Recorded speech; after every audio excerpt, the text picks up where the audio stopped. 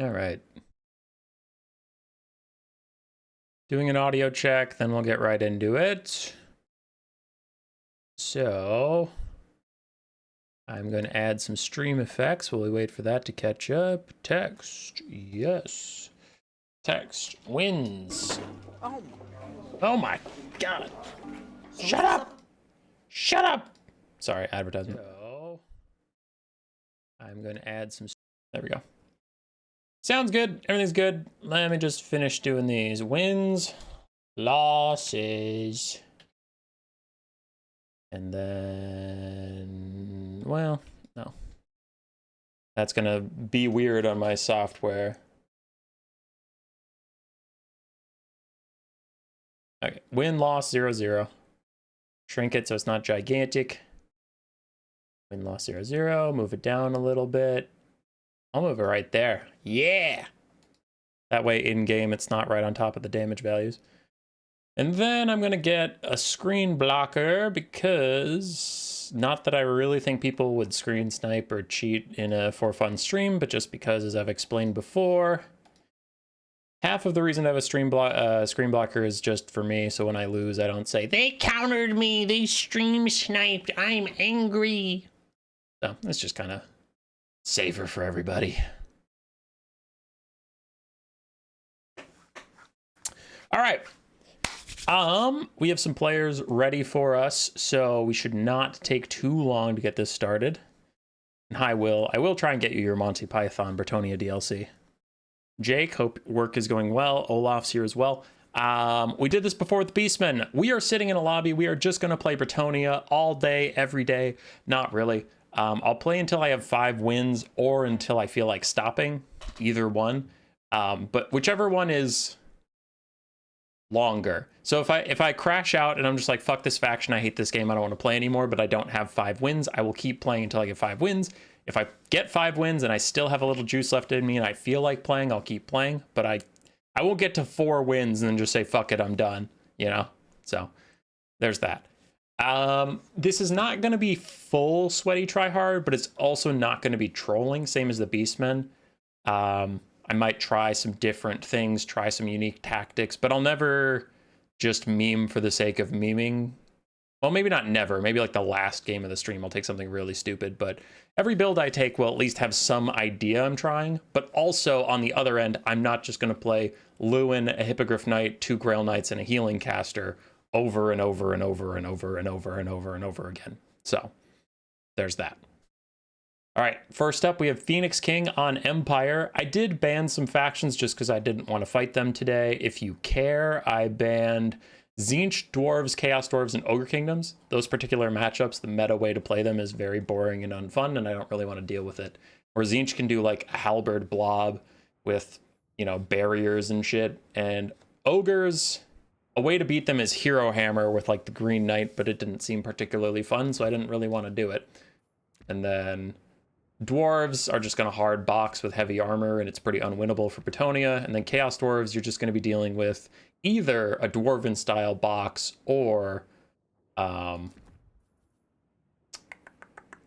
I'm making a build while I say this, or you're going to have the Iron Demon train and 2 giant flying bulls, and it's just going to be single entity spam, and it's just not, I don't see an upside in those matchups, so I didn't feel like playing them. So I was like, all right, y'all can't play those. You can't do it.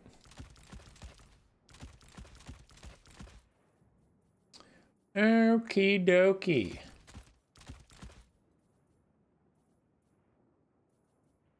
Playing against the Empire. The Empire of Man. Do need a caster, don't I? Casters are generally a smart thing to have.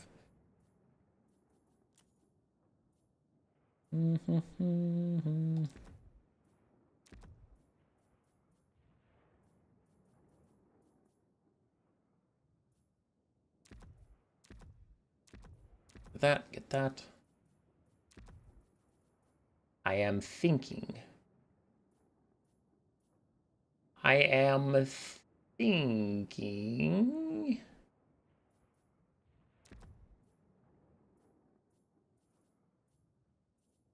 I'm thinking. Shut up. I want that. So how do I get that?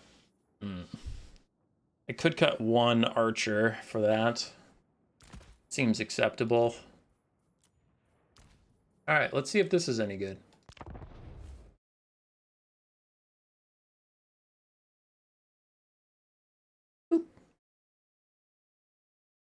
Forza Lady! It's the only way to win with Brett, though, Rambo? Maybe. I mean, who knows what my opponents are going to be taking, if they're going to be sweaty tryharding or if they're going to be memeing on stream. There's also player skill difference where it's like, maybe I run into some newer players. Maybe I get some favorable matchups. It's not the only way to win. But yeah, if like two people of equal skill are playing in matchups that are even or favored against Bretonnia, then yeah, you probably just have to Hippogriff and heal spam. Sure. But in streams like this, you often don't get just the meta matchups because you have some people who just want to play their favorite faction and just want to show up on stream, so then they'll pick it. Like someone who signed up is playing Vampire Counts, which is not unwinnable for Vampire Counts, but it's definitely Bretonnia favored. We have Greenskins, which is pretty even, so yeah, there are some matchups where you can win without just spamming Hippogriffs. Alrighty. So for this build, versus Empire, I am taking a dual-layered Peasant Mob and Spearman at Arms frontline. I'm not taking a Grail Relic because I don't really anticipate a lot of damage from the Empire frontline. It's going to be just kind of a wash. So I don't really need that extra leadership. I just kind of wanted bodies that they have to slowly work their way through because the Empire's infantry is defensive like mine. So there's that. We have one Peasant Bowman with fire arrows, two with poison. The poison ones are nice for helping with cav engagements if they happen within my range, and the fire one is here in case Karl Franz or someone is getting healing. It's nice to have one source of fire damage to at least like cuck a regrowth or something. Aside from that, we have two questing knights for armor piercing, 4 Knights of the Realm for just anti-large and good stats at a low price point. And then I did not take any Grail Knights or Hippogriff Knights because I did not take a healing caster. I took a Heavens caster. With Curse of the Midnight Wind to shred the armor of Empire Knights when my Knights of the Realm who don't have armor piercing get into range of them. That'll be helpful. And Renan's Thunderbolt to punish any cav blobs that may form. And then Lewin also has an armor shred. So between Lewin and the Curse of the Midnight Wind caster, we should be able to deal with Empire Knights and secure cav superiority. But we'll see.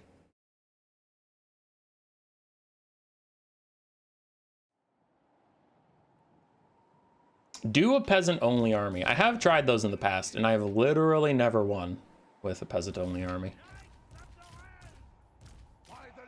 But I have tried. Alright, you guys are going to put guard mode on, just see if you route something you don't wander off. What up, Roman Imperator? Why only 5 wins instead of 10 and making it a two-parter? Because there's 24 factions in this game.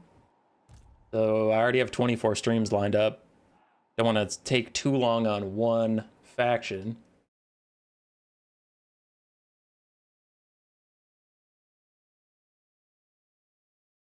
I didn't check his unit count. Is it crazy low? No, okay.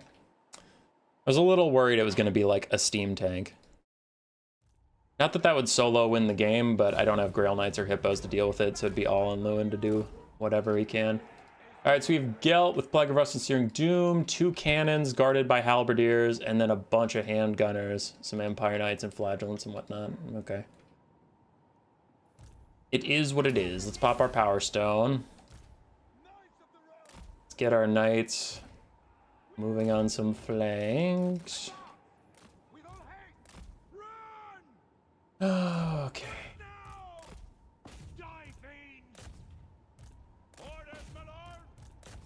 I have way more infantry. I'm gonna give my infantry various annoying targets and just make him work for it.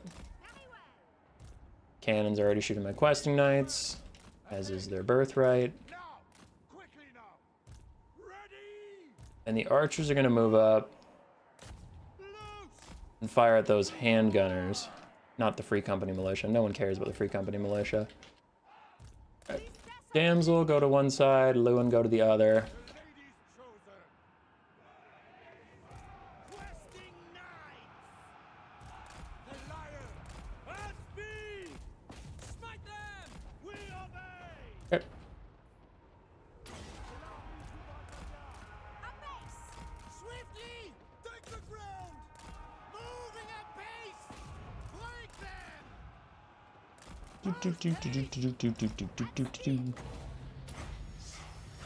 There's the Midnight Wind.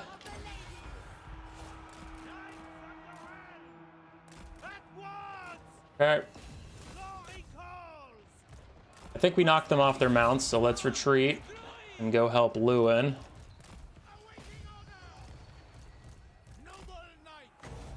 This is why we brought Thunderbolt, to punish that sort of blob that's forming.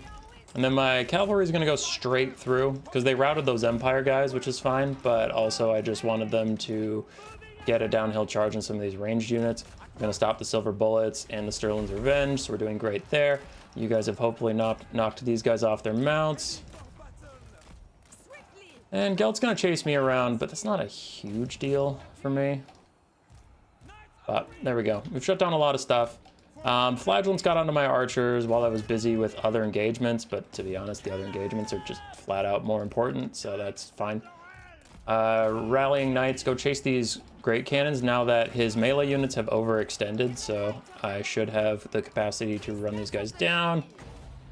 First Midnight Wind over here. I'm losing a bunch of knights, but yeah, we'll just back off while I try and get over here and keep these guys routing.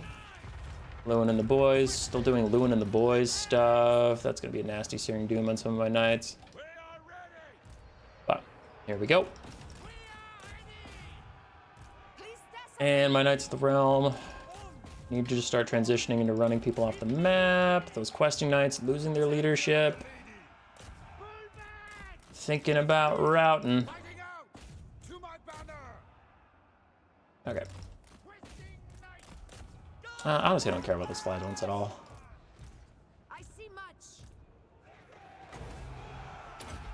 Thunderbolt, just to get these guys to hurry up and rout.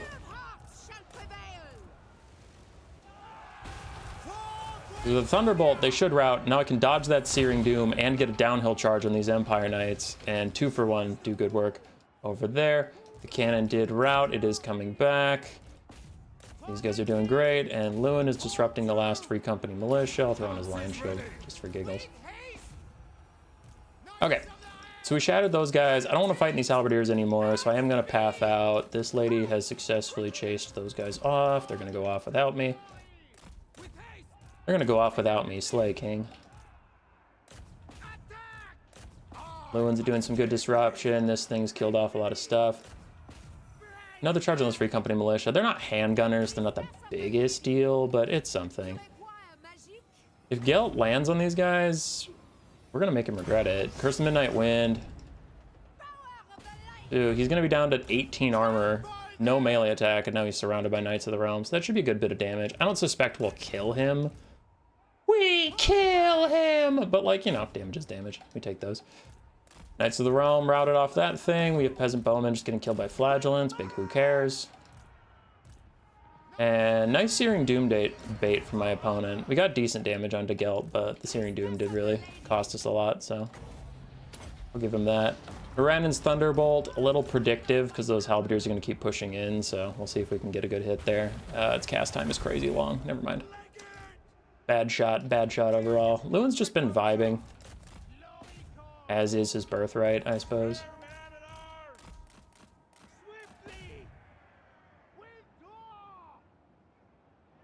Okay. I do want to rout these guys off. Lewin's doing just fine. Grinding through everything by himself. I had these guys. I was just waiting for them to get fresh again because their leadership is not doing good. I just wanted them to be happy. There we go. Gelt is diving in. I'm going to 1v1 him with my damsel. There we go. That's what I thought, you little punk. Okay. So the Flagellants are dying. We got some people back. I'm going to charge over here and help Lewin out a little bit.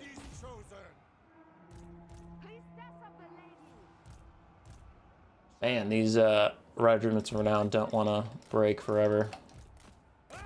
There we go. Lewin got a rout. Those guys are trying to reform, so I'm going to go over here. Searing Doom right in my face. Ow.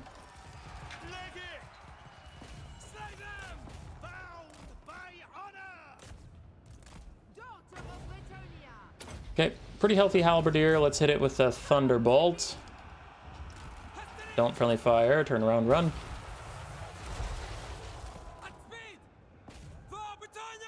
Shock damage is best damage. All right, keep running through. Flagellant. But I don't know what he has that can kill Lewin at this point.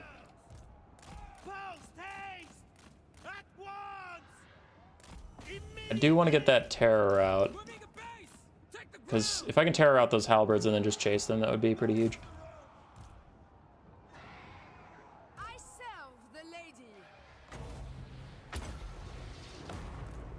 Let's see if he dodges that, but it's a nice big clump of halberds. The halberdiers of the Empire are doing a lot of work here. So now we're in a kind of risky position where Gelt can just kill any of my knights. My knights are just so low that Gelt can probably dive in on them. But it looks like he's actually taking a fight with Lewin, so I'll be fine. Honestly, the scarier play here, the thing I was worried about, was Gelt staying in the air, and then whenever I pursue the halberdiers, he just dives on my super weak knights and routes them off and lets the halberdiers come back. That was much more of an issue for me than Gelt trying to fight Lewin for whatever reason that was occurring. It looks like he maybe realized that too. He got back up in this guy. And yeah, some of my knights shattered off. It's mildly problematic. All right, Lewin, dive down here. Debuff these guys. We're just going to try and break them real quick. We're getting really low. How else are we doing here? Some flagellants are returning to the fight. Archers can pick them off a little bit.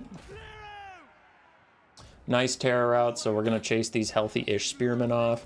Those halberds have shattered. And now, Gelt's not in a good position to catch my knights, so I can just use them to shatter off all these spears and be fine. Because to get past me, he'd have to take a pretty circuitous route. There we go. Everything's shattered.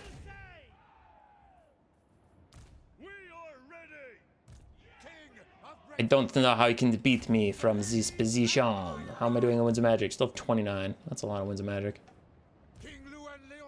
Oop, he lost one of our knights.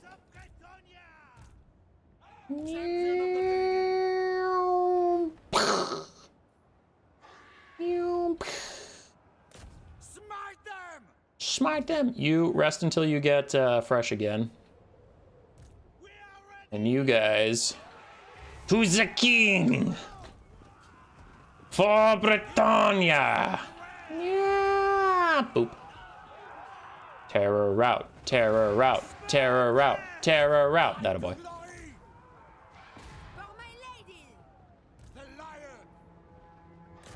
Terror route. Flagellants, more like, aren't you mad you land ain't a piece of garbage.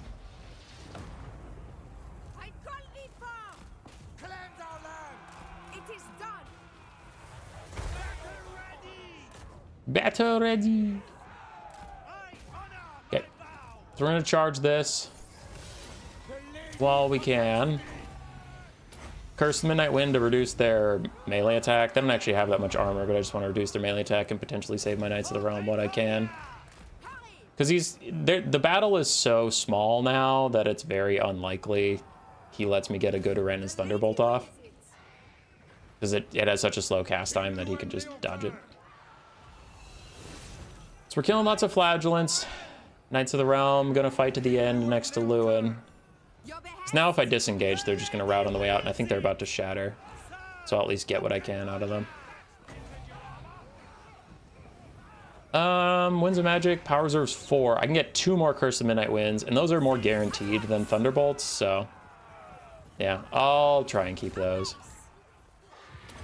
Debuff everybody. Swing at the Spearmen. They're a more guaranteed hit. The Flagellants are down to 1 model and... something. 1 model and 23 with very little HP, but the main point is just, like... I don't want Lewin pathing around trying to find somebody. I want him to just kill stuff. as fast as possible. Army losses hits, and now it's just the Flagellants who can't possibly kill Lewin and the boys. We even get the Knights of the Realm back.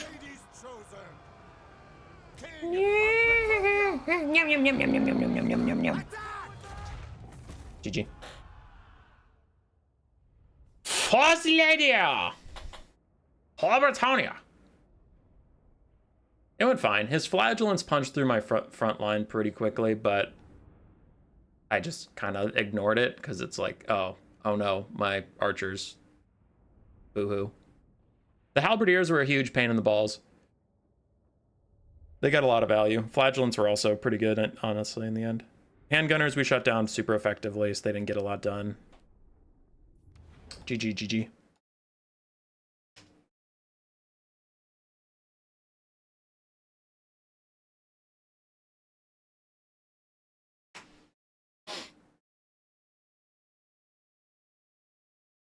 So let's get our next person in here. Olaf the Moose on Grand Cathay.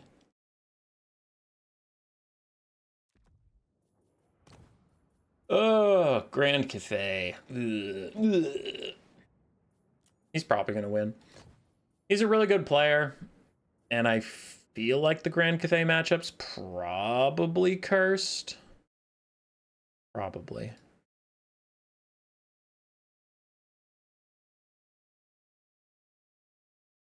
Why is this being a turd? There we go. I couldn't update my win-loss for some reason. So we got to win. Olaf's here.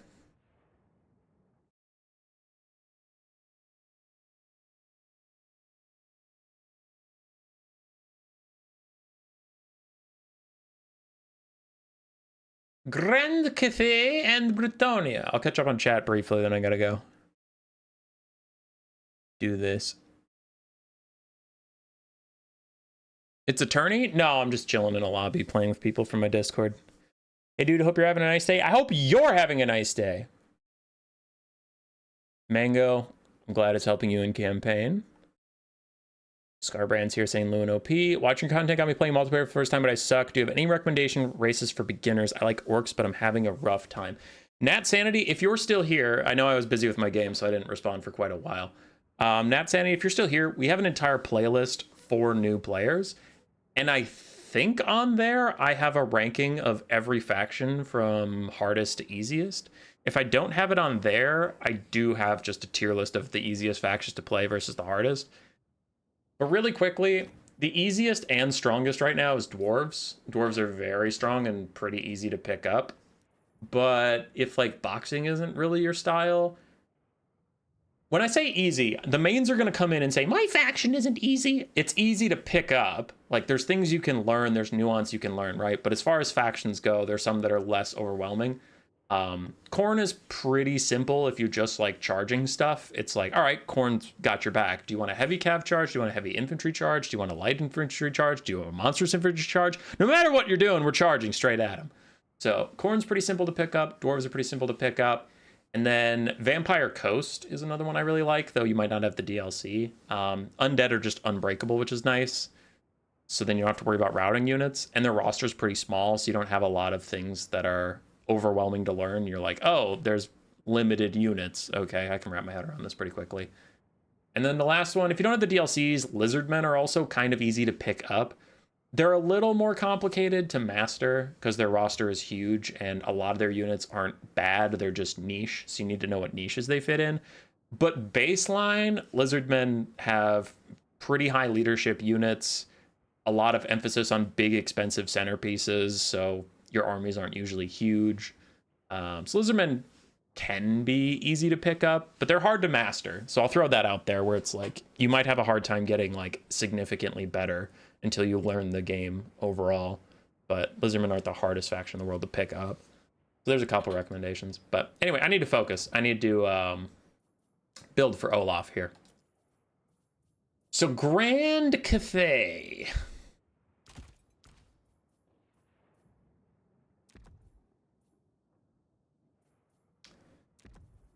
Let's try something little spooky.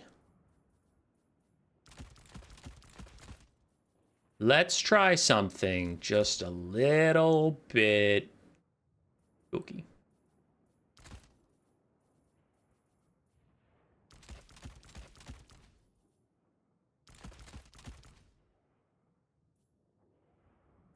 Oh, ho, ho. Oh, ho, ho, ho, ho.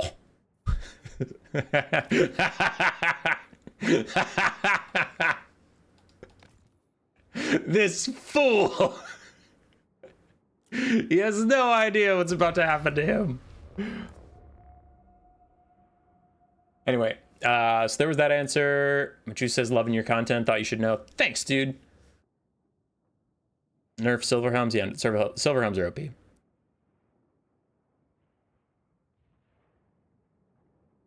We're sent a press blurb of highlights in the newest DLC, including sorcerers. Seems you didn't know of this, Ryan G. I didn't see it.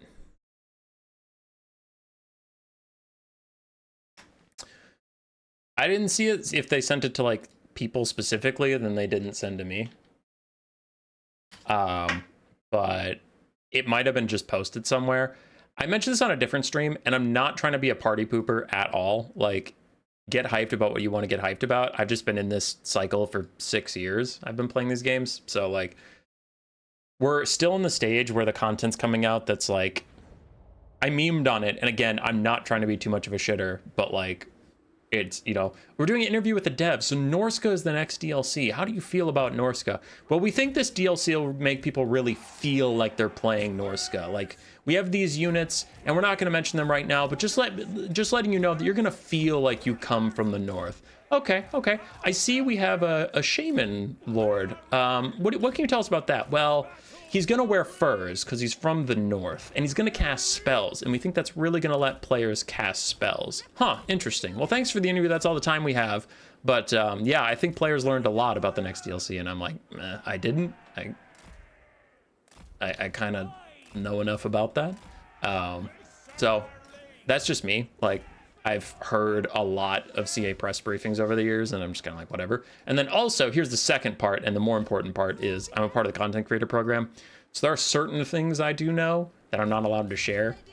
And sometimes when these press things come up and I don't pay attention, I don't want to come in with some hot takes and be like, well, you guys all saw Greenskins is the third faction, right? And then people are like, no, what the fuck are you talking about? And I'm like, oops.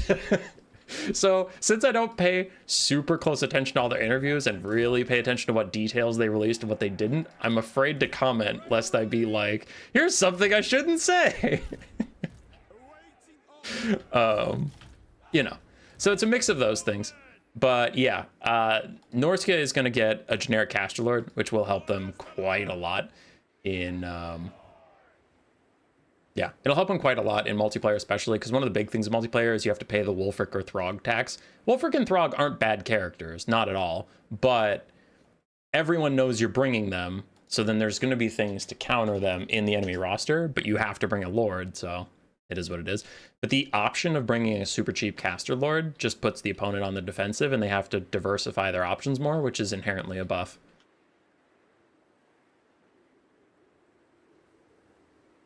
How do you pick your players? We just have a sign-up list in the Discord, but, you know, no guarantees we'll get to everybody. Have anyone here finished the single-player IE campaign as Bretonnia? Yes. It did end up just being Grail Knight spam and auto-resolves, though, to be honest. I got bored.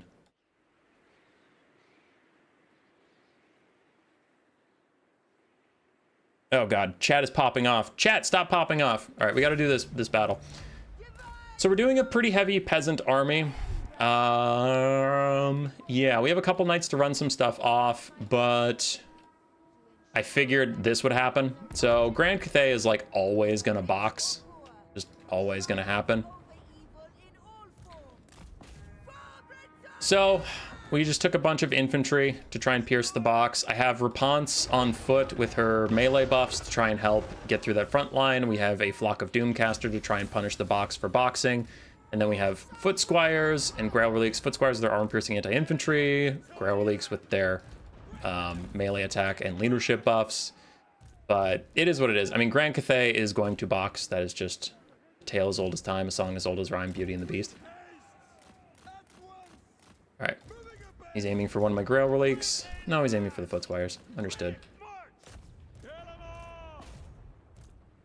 I did bring backup Battle Pilgrims. Just for some extra width.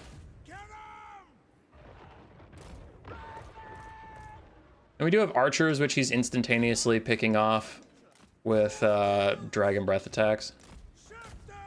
It is what it is.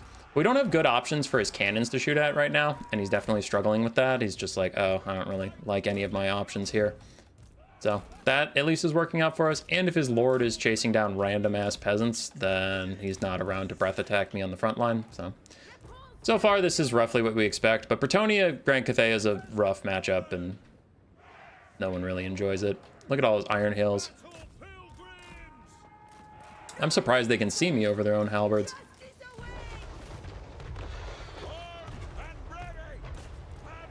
But we'll get in there.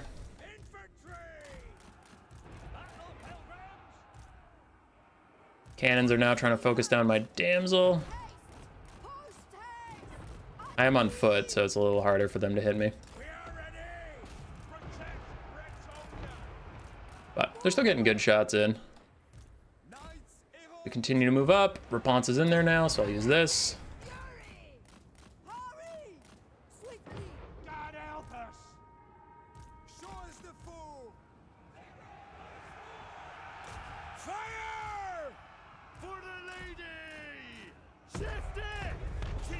All right, we're getting through that front line.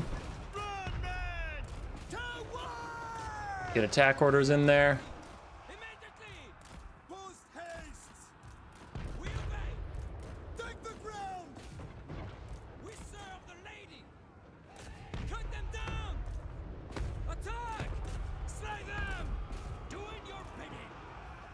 Okay, so the cannons have entirely sniped out our caster, which is not ideal. But it is what it is.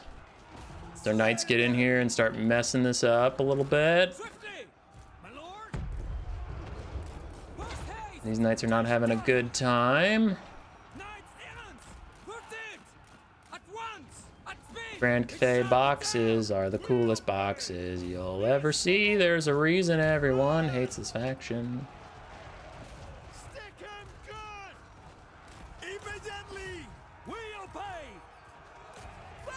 Alright, so we're still just trying to cleave through these guys. I'm gonna swoop around here and try and disrupt some of the back line. Cycle charging the front isn't helping very much, unfortunately. I'd like for these peasants to rout, but it's apparently never gonna happen.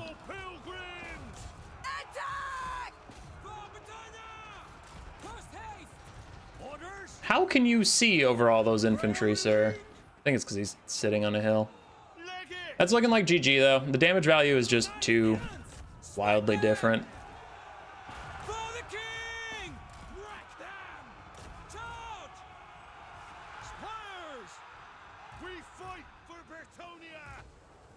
Yeah.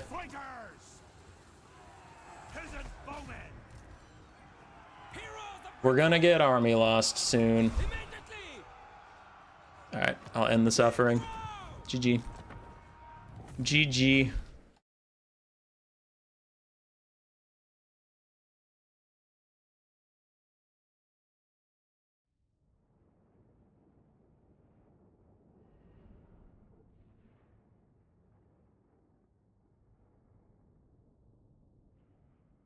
Grand Cathay is interesting. Boxes all day. No. There's a reason I stopped playing Grand Cathay. I used to like them, and then they just became a box faction, and I was like, oh, and I moved on. I don't know. Grand Cathay can be fun. You can play them kind of like Empire and actually like spread out, but recently they're more of just a box faction.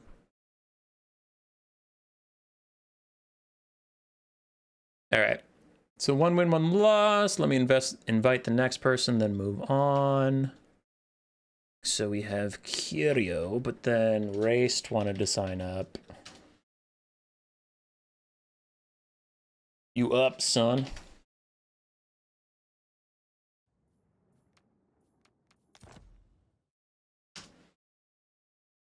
Ugh. Grand Cathay. Grand Cathay is an OP though. Don't get me wrong. I'm not just gonna like lose them and instantly claim they're OP. They're a very mid-tier faction. My problem with them is just their one note and their playstyle is not my favorite. I don't like boxes. Boxes are stinky boring. Boom. Alright, we have green skins. Let's do Blood Pine Woods.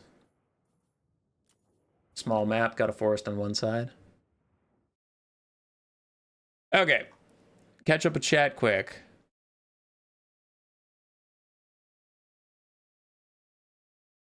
Good Bretonnia overhaul mods. There's good mods for everything, brother.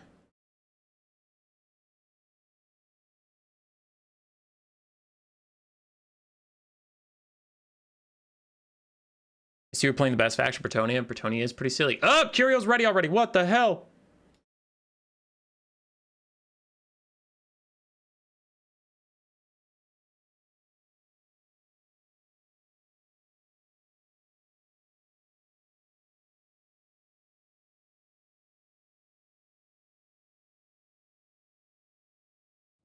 Okay, green skins. Let's figure our shiz out.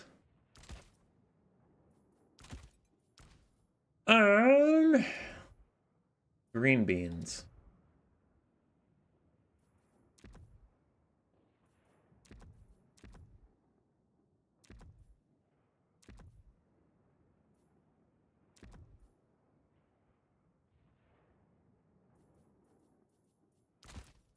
I have some schemes. You guys are gonna like the way you look, I guarantee it.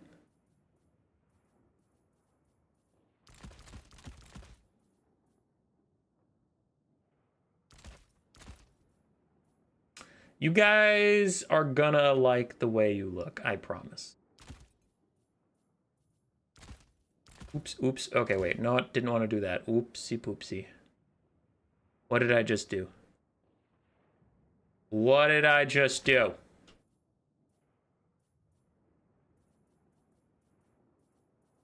Okay. Yeah, we're back in it.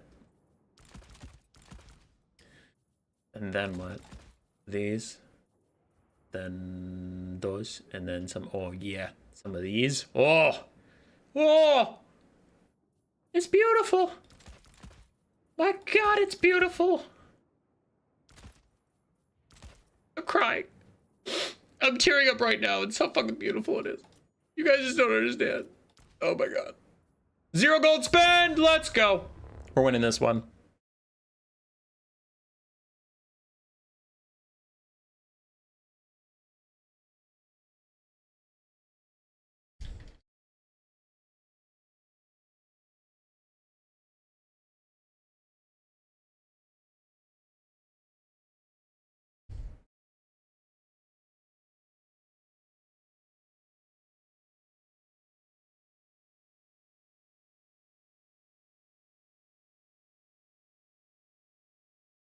All right, back to catching up with chat.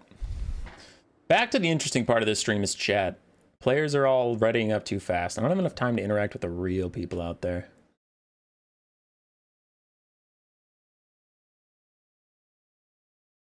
We got names and physical distractions. I don't know, man.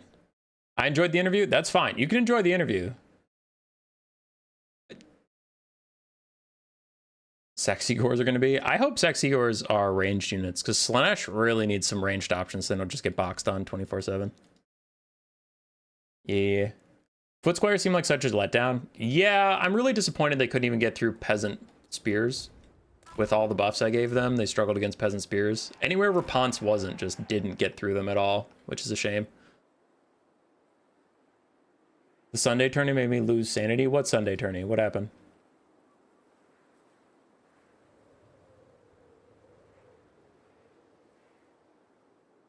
When did you start working for Men's Warehouse? What did I do? Oh, I like the way you look. Wait, you're gonna like the way you look, I guarantee it. Yeah. I just like that guy. His voice. Very calming. Okay, so for this build, we have Peasant Mob Frontline, and then we have a couple Halberd mobs, because they're spooky, scary. And then we're gonna have 2 little Peasant Bowman boxes. Poison, just to apply poison. get a little bit of damage out, but mostly for the poison. And then we have the Fey Enchantress. Oh, you readied up. What the shit?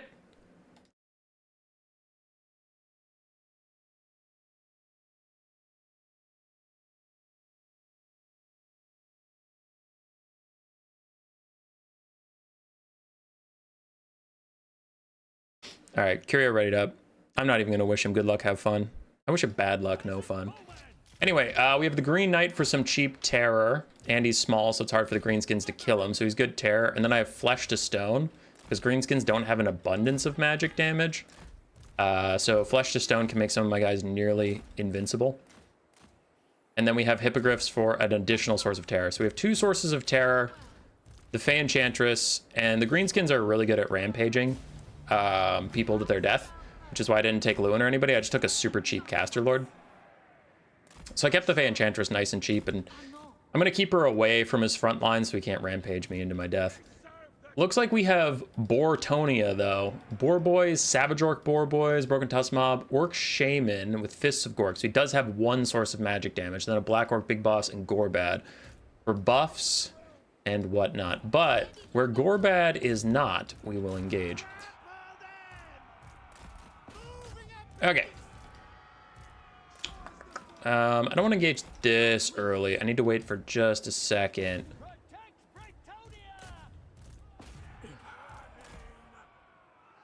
There we go. So, Flesh to Stone this guy.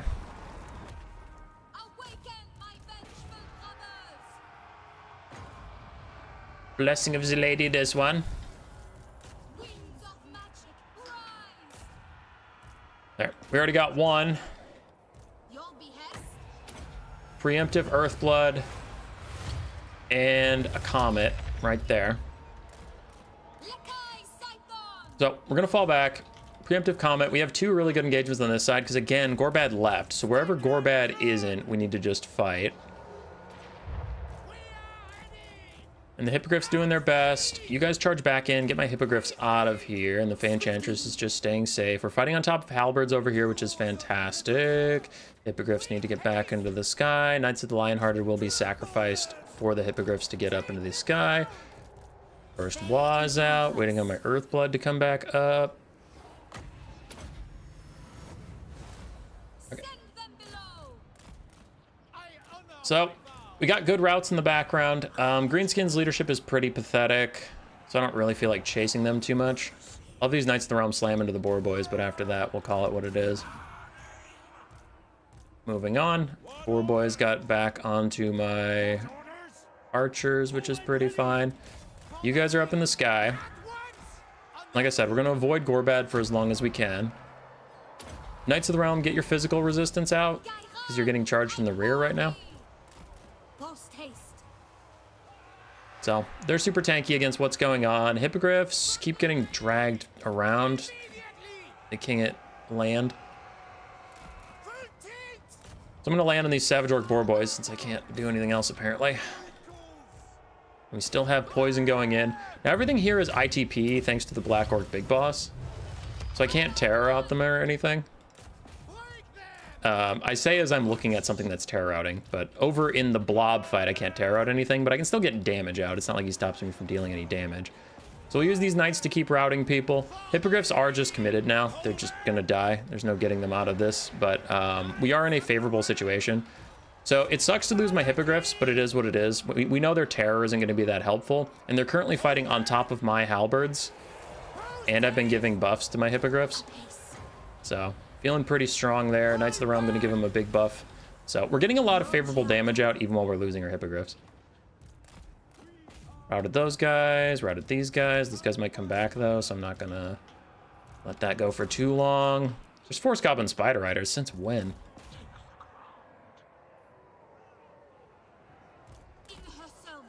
Okay, Hippos still have 3 models, so let's get the Knights of the Lionhearted underneath them, and then I can cast a nice little Earthblood on these 2 units. And then come with me. So these Knights got a rear charge. Now we're gonna back off as best we can. You guys still have the favor of the Fae, so I want you to fight as long as you have that buff. And still these halberds are getting a great engagement. charge these pig cav. You go deal with these pig cav while you just kind of get your shit back together. There's an unholy blob, so I'm going to use my final comet there to punish the unholy blob. Feel punished, you heathens!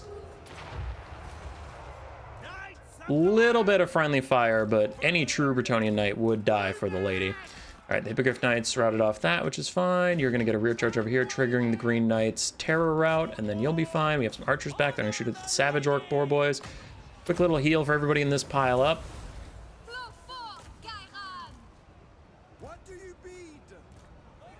All right, boars are routing. The two Knights of the Realm that are here are going to back off, including the Fey Enchantress. We'll just leave these Polemen to deal with this, but my flying units are going to chase for a bit. You chase those guys for a bit. And we're routing a lot of people. There are Spider Riders that I'm going to hit with this. Green Knight, go instantly tear out those boar boys and get them to shatter because they've come back too many times. You chase this. As the Hippogriff Knights get into a little bit of a tussle. Hey, look, those guys instantly shattered. And now we're getting into a late game situation where I have a Green Knight. I have the infantry advantage, and he just has his admittedly powerful hero hammer, but just the hero hammer, and I have the Green Knight, who is the hero who hammers. I am the one who knocks!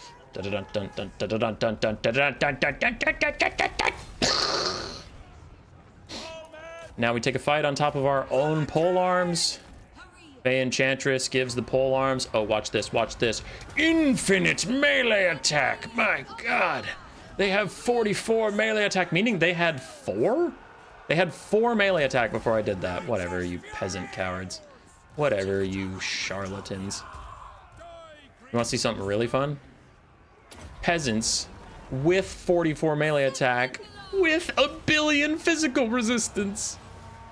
I'll 1v1 you, you punk ass. Come here. Come here. Stay back, stay back. It's a 1v1. Get out of here. Everybody get out of here. Just leave me to my true 1v1. Okay, help me. Help me! Please! They're so scary! Victory. Victory!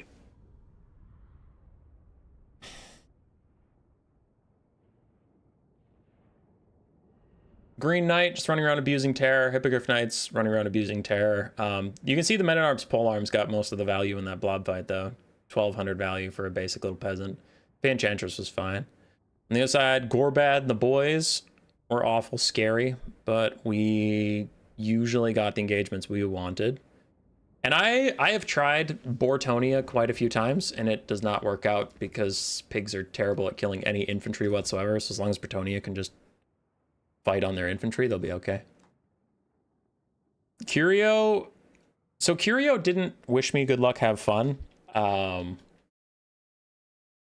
then in the chat afterward, he said, that's because you are a little bitch boy. I would never wish you good luck. I hope you die. Wow, dude. Wow. A little aggressive, if I say so myself. A little aggressive.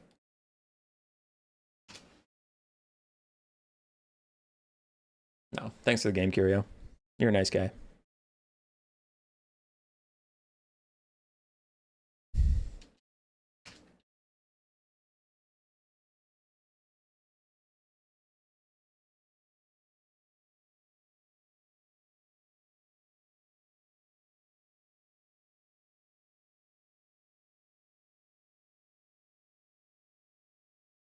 So we'll get Adam in here. He's gonna play Vampire Counts. So we need a vampire, spooky, scary map. What's the spookiest, scariest map I can think of? Valley of Thieves. That's a very spooky map. I'm spooked right now.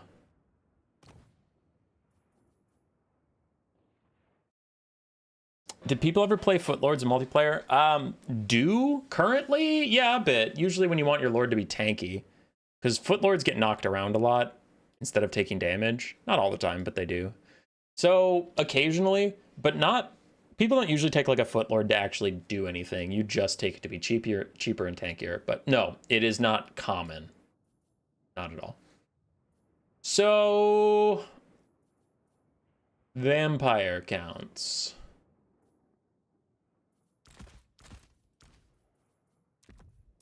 Okay. I feel like there's only one way to play against vampire counts.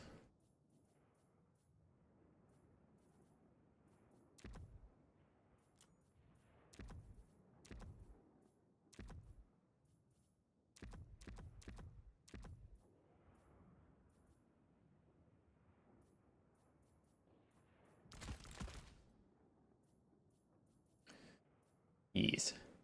Yes. This is good. I'm sorry, I'm busy saying this is good. I can't hear you guys over the sound of how good this is.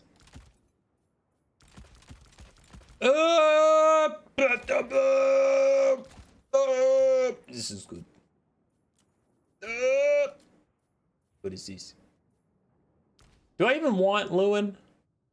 You can't reveal that you're taking Lewin. That's spoiling everything. I don't care about what you think. I don't need Lewin. I don't need Lewin. I have a better idea.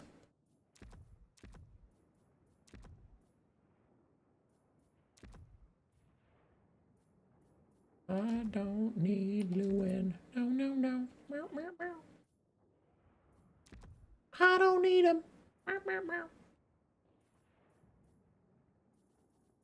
Okay, getting rid of Lewin saved me a lot of money. And with that money, I can get a much better front line than these shitters.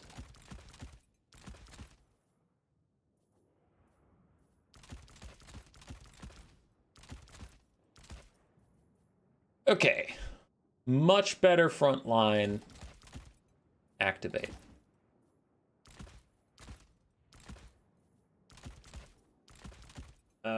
We're struggling. Yes. Here we go. Grail Knights! One cannot fight the vampire counts without Grail Knights. It has to be Grail Knights versus Blood Knights. It's written in law.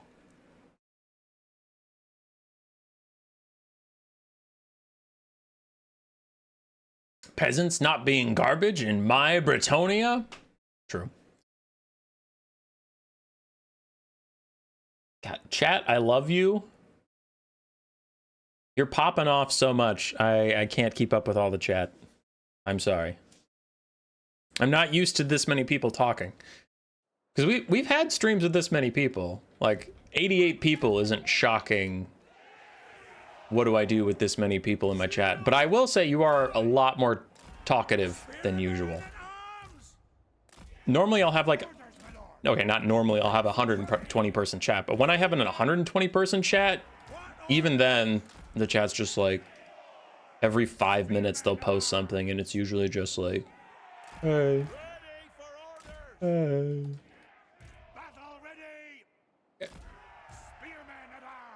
So, we have Fire Bowman to reduce the healing of the healing counts. And here's what we're gonna do, actually. I don't need backline defense. I need a secondary front line to make it even harder for the crypt horrors and zombies and skeletons to get through my front line. That's what we're gonna do. We're gonna make this front line even buffer to keep my peasant bowman online. And then, 50 slightly this way. And then to defend the back line, we have 2 Grail Knights to countercharge Blood Knights, and we have 2 Knights of the Realm to countercharge Vargheists if they land, or dogs, or whatever. We do have a flying regrowth caster, because I need regrowth if I'm going to take Grail Knights, and I didn't want to take the Fey Enchantress again, plus she doesn't have Assault of Stone. This lady has Assault of fucking Stone! And then I also wanted a Pegasus mount to keep running around in circles, in case Manfred or the Red Duke or whoever gets a little handsy. Teehee. That's the plan. That is the plan.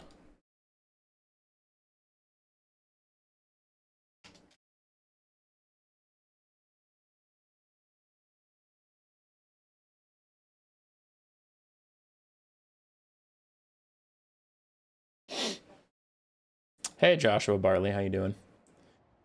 Hey. It's Fat Albert.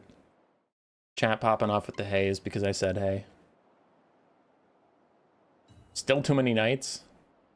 Does she ride the Pegasus side saddle? That's actually a good question. Does she ride side saddle? Oh, she does. She rides side saddle. Are you planning on winning the 1v1 engagements with Cav? By just being better than my opponent. Alright, so we do have Blood Knights, a Mortis Engine. So triple Blood Knight, Mortis Engine, and a Lamian Vampire Lord with Occam's Mind Razor. And then Invocation Heck and a Zombie Summon. Interesting. Interesting. Front line of a bunch of spears and stuff. We have a lot of bows to deal with that Mortis Engine. So we aren't too bummed.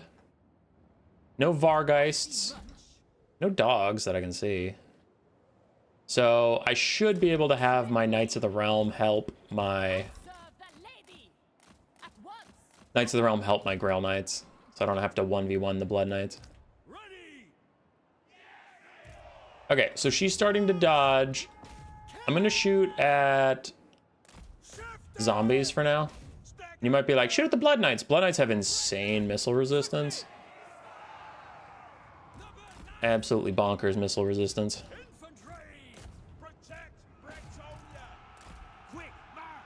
Okay, don't overcommit with too many of my melee troops. I want layers. I don't want to send everybody in at once. That's not the point.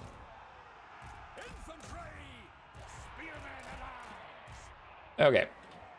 So now the Blood Knights can get focused a little bit. Now that the battle has started and people are a little less focused.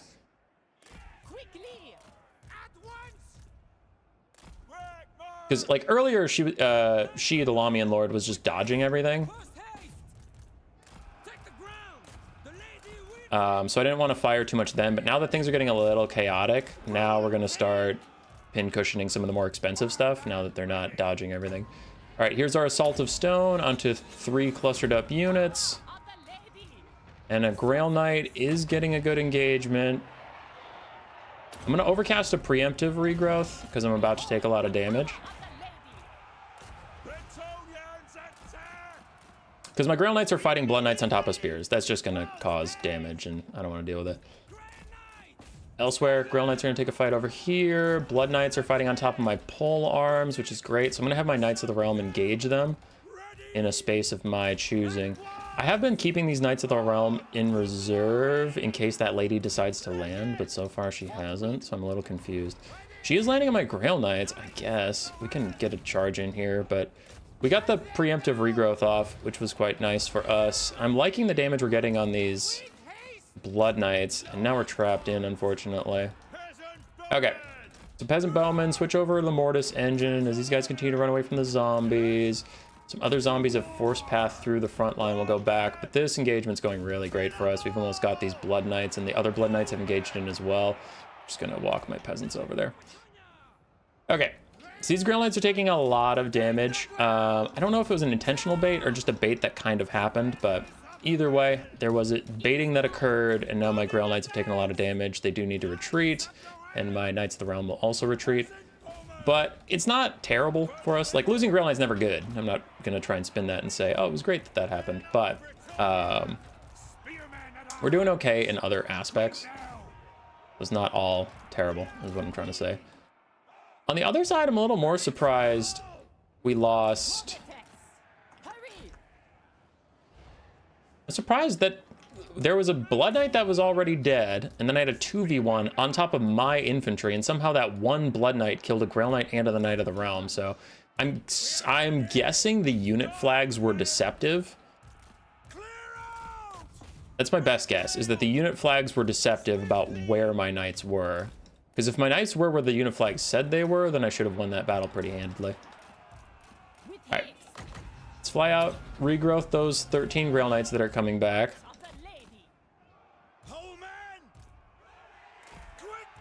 You can engage, but I'm keeping my Knights of the Realm in reserve. Another zombie summon out onto my peasants. So we'll try and pull back. I'm trying to get my Grail Relic in here to give enough stats. Knights of the Realm pathing through here. And the archers need to shoot the mortis engine.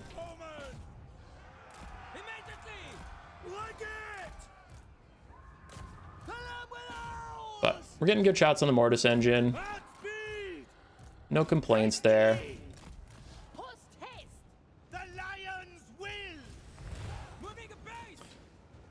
Invocation heck on the mortis engine, but it's already on fire, so it is taking a lot of damage regardless. All right, Knights of the Realm fighting the Blood Knights. The Lamian Lord lands on me as well, but now that the mortis engine is dead, all of our archers are going to focus on the last Blood Knight. I'm ignoring the dragon because I haven't been hurting the dragon this whole time, so she's just going to heal whatever I do, and I really don't want to deal with that. Really annoying that those Grail Knights just sprinted straight into zombies, but it is what it is. More Blood Knights coming back. These Knights of the Realm are over here. Kept them in reserve. Now it's probably time to activate them. But we're pin cushioning these guys. As I overcast regrowth on these guys running in. Full surround on the Blood Knights. Gonna crush them on top of our support, and they're getting shot by fire bowmen, which is great. Meanwhile, other Blood Knights are shutting down some stuff. These Grail Knights aren't actually stuck here. They're in the middle of all this. Invocation heck on the Blood Knights are on fire. It's pretty good for us.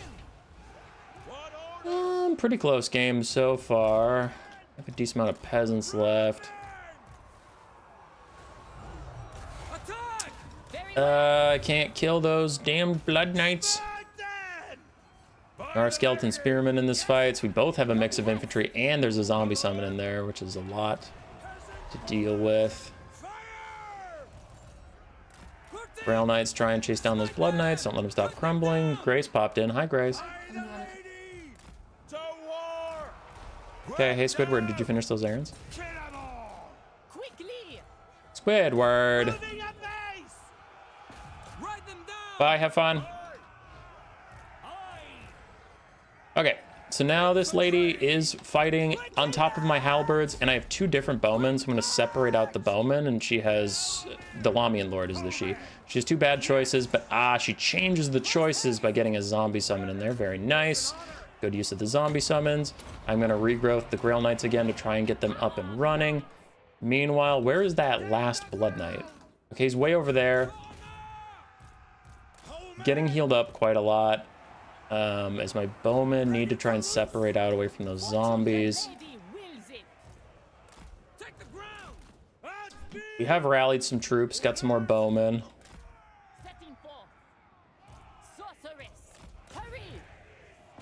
Okay. All my bowmen need their own control group.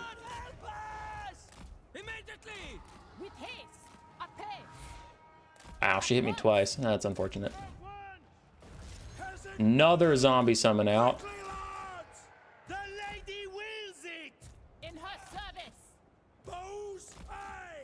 Damn, dude. How many zombies are on this field right now? I feel like it's all zombies all the time. Okay, he's trying to get me to attack that Lamian Lord, but I'm going to ignore her and go for the charging Blood Knights. Because that will be a better engagement for me in the end. And these zombies, she has to be out of zombie summons. Like, she has used so fucking many. She has one left. God damn it. Whatever. So there's still a zombie possible. Dragon finally misses an attack. No, she hit my lord. Damn it. I was going to say finally missed an attack on my lord.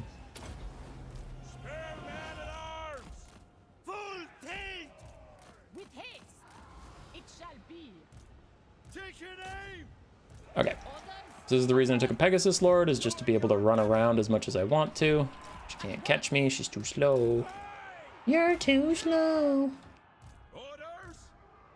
Peasant Bowman, shoot those Blood Knights. I don't know why you're routing. Bastard. I serve the lady. Bretonnia needs me. Spare man at arms. Priestess of the lady. Anon. I apparently need to go hover over my peasants to get them back in this game. Ready. Orders. Shift it. Yes. That's not a real zombie, so I don't want to fight it. Fire. Quickly. My lord, doing our duty. Stick 'em guard.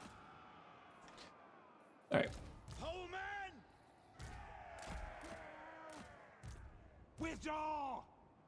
I serve the lady. Post haste. Clear out!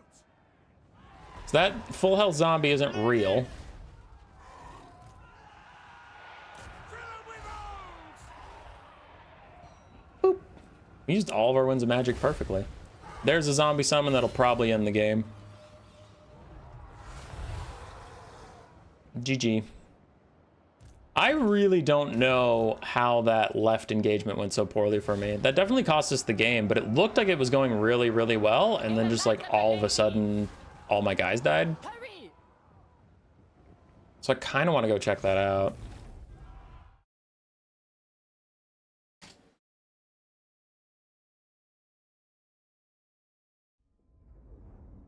Yeah, I want to see how I lost that left-hand engagement, because I wouldn't have stayed, obviously, if everybody was just going to fucking die, but...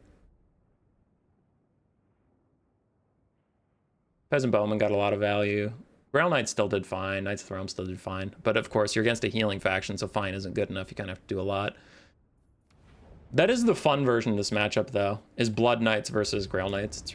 It's just a really engaging matchup. I like it a lot. Okay, next up is Jepardu's Lizardmen, but I want to see what happened on that left-hand engagement.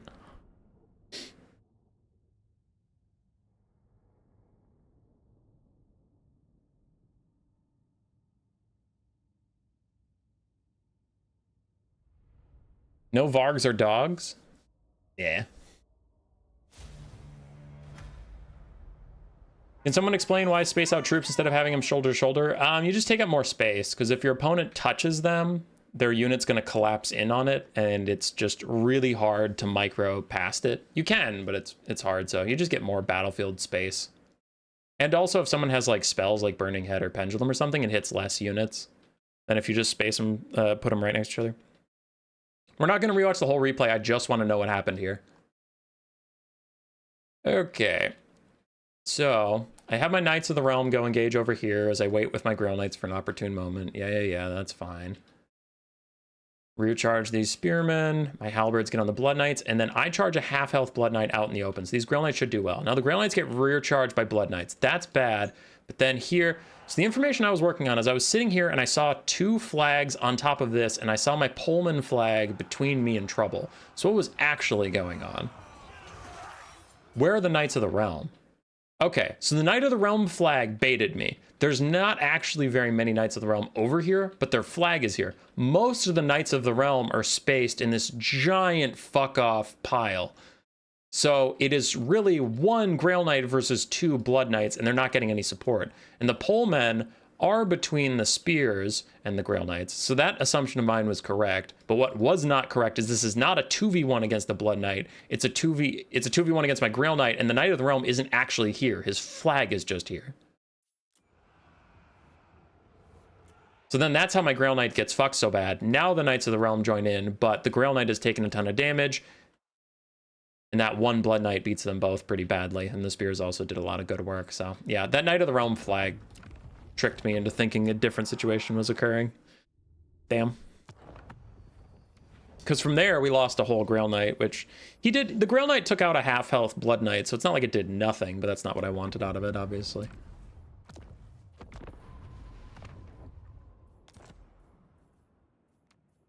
GG. GG. Okay, a Jepardu. So we have a Lizardman. Lizardmen coming up. Let's put the win-loss at 2-2. 2-2. Get the image up. We'll pick a lizardy map. River Amixon. Lizard map ahoy.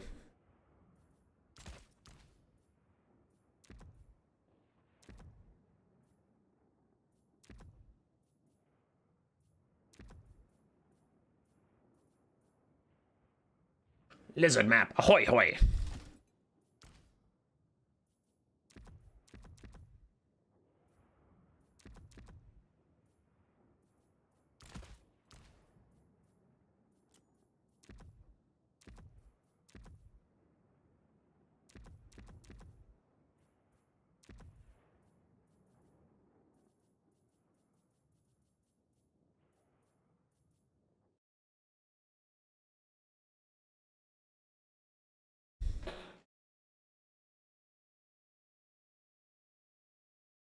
Okay, what are we doing?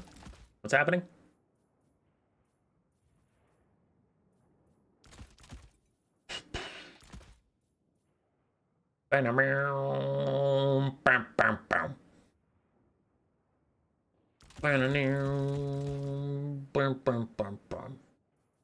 This matchup's pretty god-awful for Bretonnia. Not gonna lie. Cold One Spear Riders exist, and they're very strong and cost-effective. So you have to prep for Cold One Spear Riders, which can be hard to do. And then you also have to prep for a giant dinosaur healing blob. And then you also have to prep for, like, a Temple Guard box blob. Confidence is not high. We'll do our damnedest. But confidence is not high.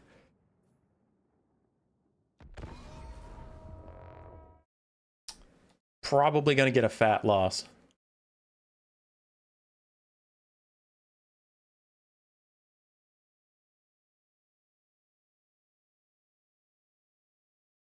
Occam's Mind Razor, maybe? Yeah, I forget what part you're talking about, but Occam's Mind Razor does, in fact, exist. Could have helped those Blood Knights kill one of my guys, for sure. I think the larger problem on the left flank was that my Knights of the Realm weren't actually helping the Grail Knights. They were stuck in a bunch of spears, but their flag went over. And on the right flank, his Blood Knights were so close to dead and just would not give up the ghost and die. So then I couldn't escape because I had Blood Knights that were almost dead on one side and then a bunch of Skeleton Spears and the Lamian Lord on the other. So to efficiently escape, I wanted to kill the Blood Knights and then run out that way. But the Blood Knights just hung on just long enough to secure that right flank. So yeah, we ended up losing both flanks, but it was a really close game. So I don't want to, you know, I don't want to make it sound like I played like ass. Like, no, it was a crazy close game. Archers had good target priority. We got decent engagements. We just didn't get good enough engagements to win. Like, both our Grail Knights took a Blood Knight with them, so it's not nothing. It's just he had 3 Blood Knights and I had 2 Grail Knights. So each of my Grail Knights took a Blood Knight, and then in the late game there was 1 Blood Knight, and it's like quick maths. All right, Bretonnia versus Lizards. Sklizzards. We have 2 fire arrows, again, just to put that anti-healing pressure on in case he has, like, Mazda and a Dread Saurian, or Mazda himself with Apotheosis. We just got to cut that healing in half.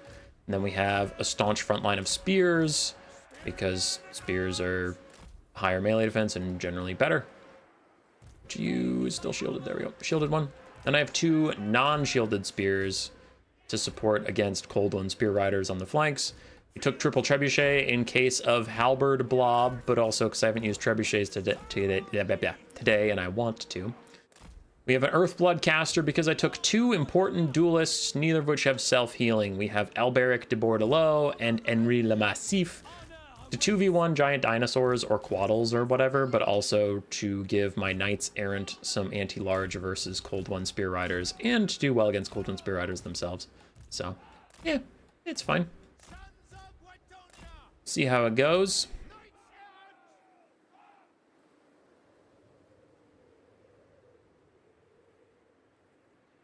Rear charges do hurt a lot, yeah. GG Adam. Adam's in the chat. That was the Vampire Counts player. It was a very fun game. It was a very, very fun game. Reminded me of, like, one of my favorite matchups from Warhammer 2. Bretonnia versus Vampire Counts is fucking lit when it's Grail Knights versus Blood Knights, just because I find, like, who gets the better heavy cav engagement very interesting. Not everyone does, but I do.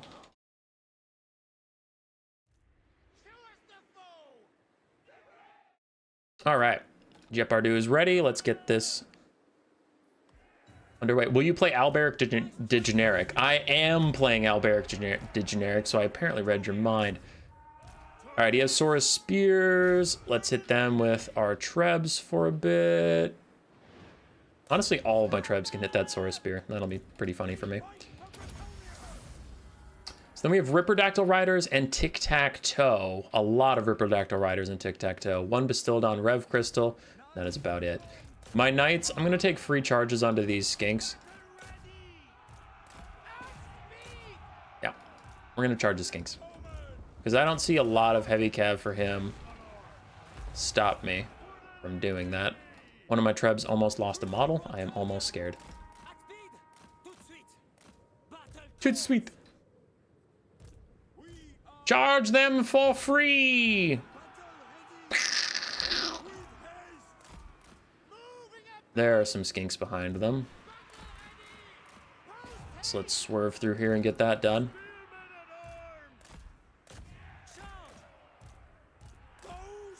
I kind of want to bait this air engagement.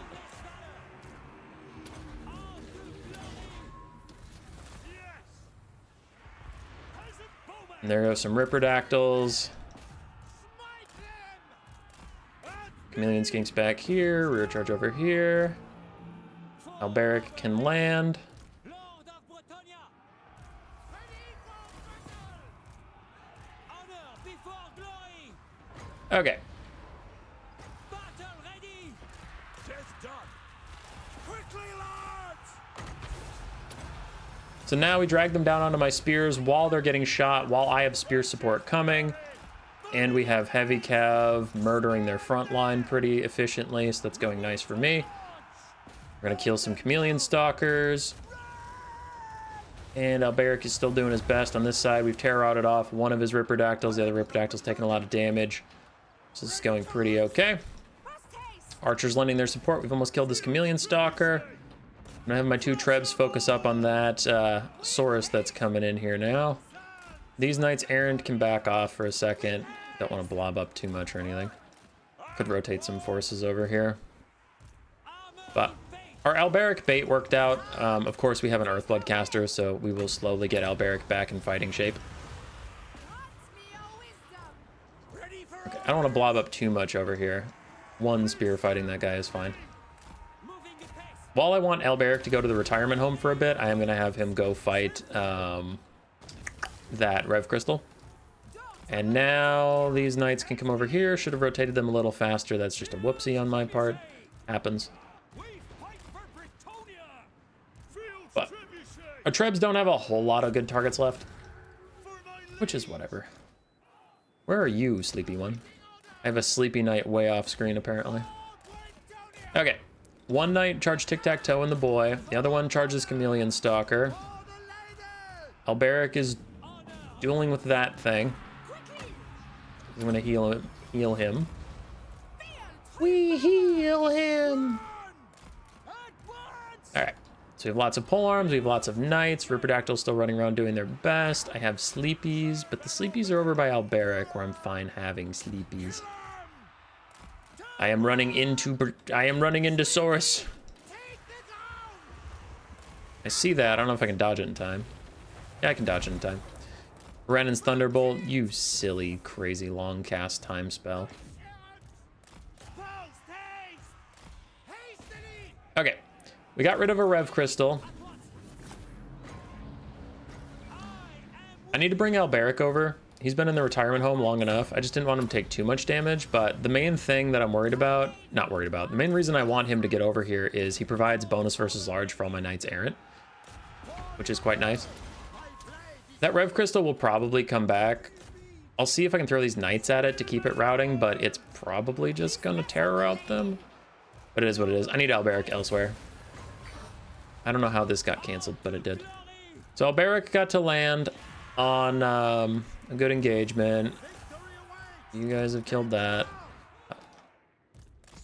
Henry Le Massif is gonna go kill some stuff. Knights Errant, surround the Skink Priest of Heavens and just kill him. Punish him for his crimes. Got hit with a good Renan's Thunderbolt. So far, the Knights Errant haven't terror outed because they're ITP as long as they're charging. Oh, they just did terror out. Got it. So they just got over it. Neat. Good for them. Another heal. Use it on those Knights and Alberic, who is slowly getting nice and healed up. Everybody terror outs and we're done. Did I say Bretonnian Lizardman isn't favored? Because it's obviously super Bretonnian favored and not because Jepar 2 took a fun tic-tac-toe build. No.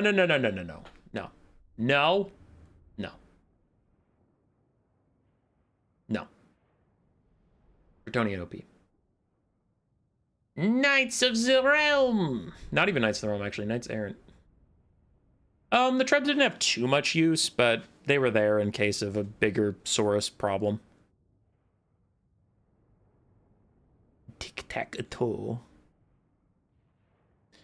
I feel bad I didn't engage him in the skies. I didn't bring Pegasus Knights. That's on me. That was dishonorable.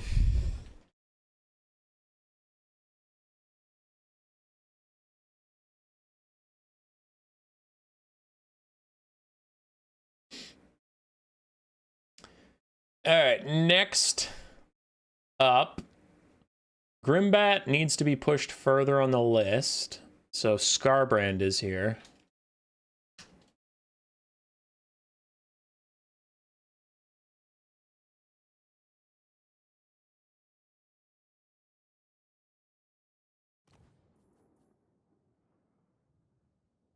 Let's do Schwarzhafen. So Scarbrand is joining. He's going to play Korn. This is probably going to be a tough one for me. Scarbrand is a filthy, sweaty Korn main.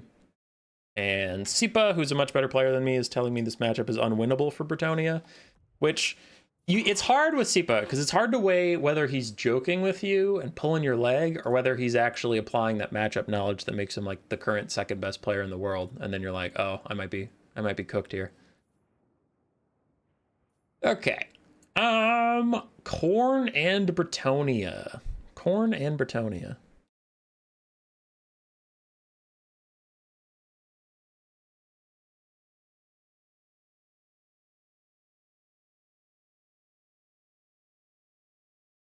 You need your other account for this stream, Mr. Mike? Okay, I'll wait. I'll be here. Dust Bunny's here.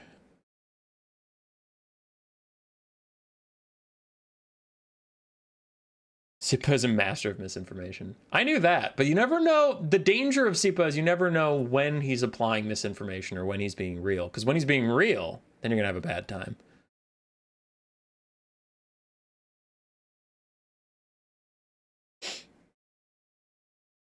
Okay, Scarbrand's already ready, which is rude as hell. Rude as hell.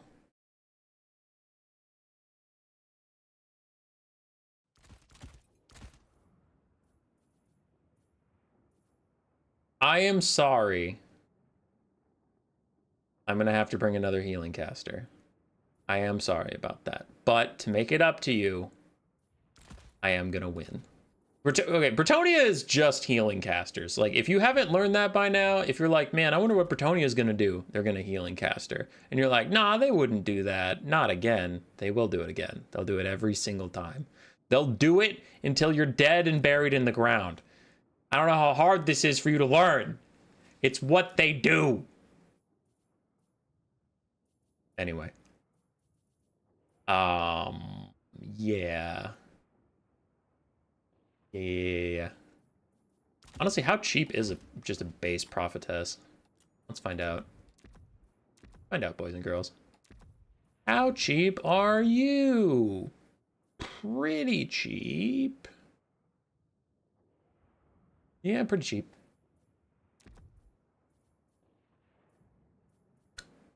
Cool. Okay, but don't fret, friends. There is going to be a light at the end of the tunnel. We are going to kick some serious ass.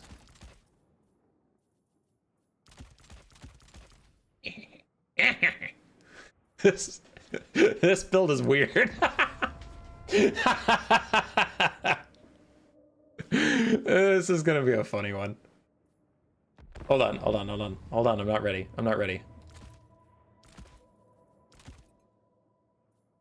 Yeah, there we go.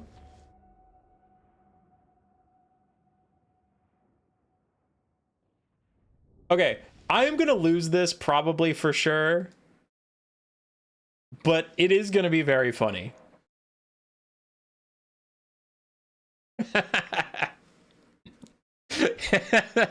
This is really stupid. Will there be a 2v2? I don't see why there would be. How dare you?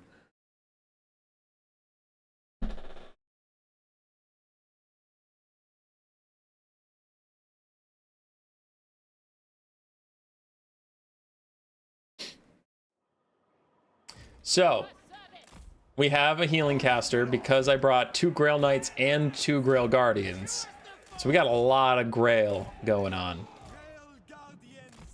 And to defend the lady who is holding the Grail, she has Assault of Stone because you have to have Assault of Stone. And then we make a teeny tiny Men-at-Arms polearms box. Just the teeniest, tiniest one you could ever teeny and tiny. And we'll guard it with a Pegasus Knight and a Knight Errant. Teeny, tiny halberd box. Oh, this is gonna go poorly. Poorly, but funny. It is done.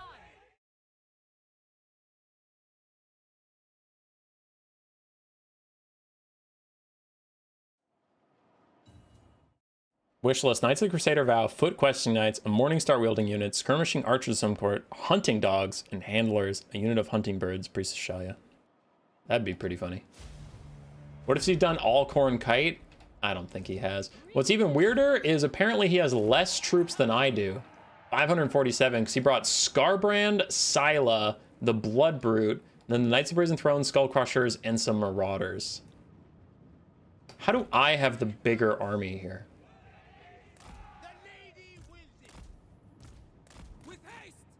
Grail Knights! I see much. Fortune favors you. Okay, Scarbrand's trying to rampage these guys. We won't let that happen. Yeah, rampage my Pegasus Knights. Do it, do it, do it, do it, do it, coward! There we go.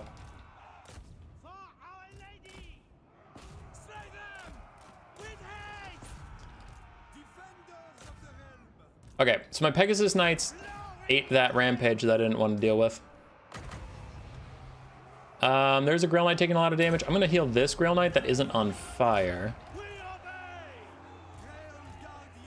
Grail Guardians trying to fight back against the Knights of the Brazen Throne. Sniping out Scylla. Get good damage on the Skull Crushers. Now we'll pull this Grail Knight back and wait for a regrowth to come off cooldown for him as we keep trying to snipe Scylla out. Knights of the Realm pull back. Pegasus Knights pull back. Grail Guardians, you're having a tough go, but I do want to trade you for Scylla. Okay. We'll pull back these guys. These Grail Guardians are going to be sacrificed to the Horned Rat. I mean, Bretonnia God. That's totally real. And not an elf in disguise. Scarbrand got another rampage off? No, it's Scylla's rampage. Understood. Assault of Stone. The lady is with me. So we're stone assaulting these fools. Whee! Get fucked, Knights of the Brazen Throne. Ready for battle. We obey. Grail Guardians, come back. We are ready. Hold it. Knights of Bretonnia. Post haste. Awaiting orders. Retreat.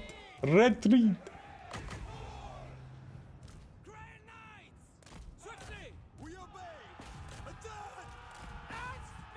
Collapse in on the Knights of the Brazen Throne. At once. All shall know my power. Stop cucking me. From the lakes and groves, my power comes. Stop it. I call thee forth. Withdraw. Whole man. Ow, that regrowth overcast hurt me a lot. Knights. Immediately. Turn. The lion's will. Prophetess. No. Not to the prophetess. Quickly. No. No. No. Leave me alone. Slay them. Leave me alone. Oh, I got rampage. Whole man. All right. We got rid of All the skull crushers. At once! Take the goal! But he's also gotten rid of my prophetess. So that's not ideal. Oh, she back. Ah, she got hit again. She's dead for sure. Yep, she's dead. She's dead, dead. Is that a sword of corn? No, that's his weird rampage explosion. Got it. Okay. We have Pegasus Knights back from something. I don't really know what. And our teeny tiny little mini box build could not defeat the sheer might of a Gorgon and Scarbrand and Scylla Onfengrim. The lions will! Remember your vows! I mean, they are sitting directly on halberds. You'd think I could maybe get some damage out here. Show us the foe! Can we kill them? Ready for orders? Here, everybody hit Scarbrand. Stop trying to chase the Bloodbeard Behemoth. No one gives a shit about it. Oh, army losses is coming. Grand Knights! Hey, the Knights of the Blazing Throne are back. Pull back! GG. GG. No archers, lose game. GG, Corn OP, can't win.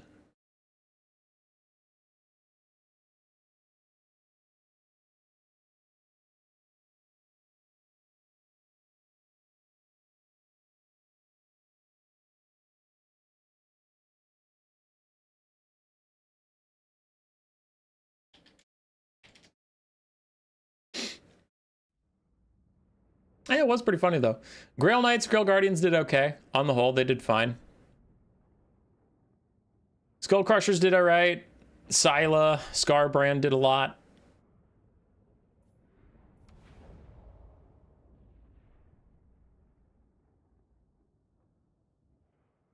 Lilith is just not a well-written god. No, she's terribly written. Hey, Electric Cabbage. How you doing? GG's to Scarbrand. It was fun. It was funny. Leo!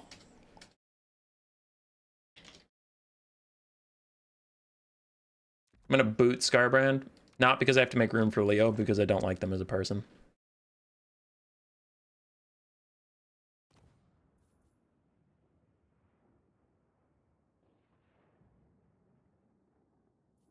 Lanes of the Dead. Okay, so we have another Lizardmen game with Leodero. I'll update the wins and losses to 3 losses. And we have lizards. Disgusting, slimy lizards. I feel like I'm running the same build every time, and then I look at the roster and I'm like, I've used every lord besides the literal lord. I've used every hero besides Gotrek, Felix, and a paladin. I've used all the infantry at one point or another. Believe it or not. I've used all my missile infantry. I've used all my cav except for Royal Pegasus Knights and Mounted Yeomen. I've used none of the skirmish cav, but again, it's Mounted Yeoman archers, and I haven't used Blessed Field Tribes, so it's like, wow, I actually have used this whole roster. It's just a tiny ass roster. Okay.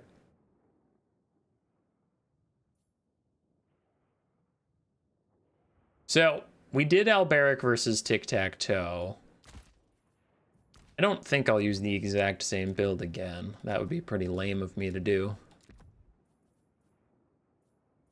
He says, looking into the camera with a suspicious air about him. I think he's gonna do it again. I think he's gonna do the exact same build again. That son of a bitch. He lied to us.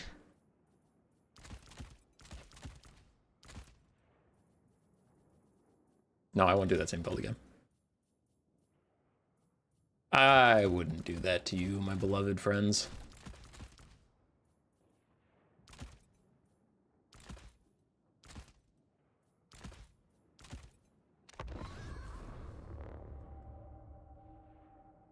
Leodero. Let's load in. Let's get it.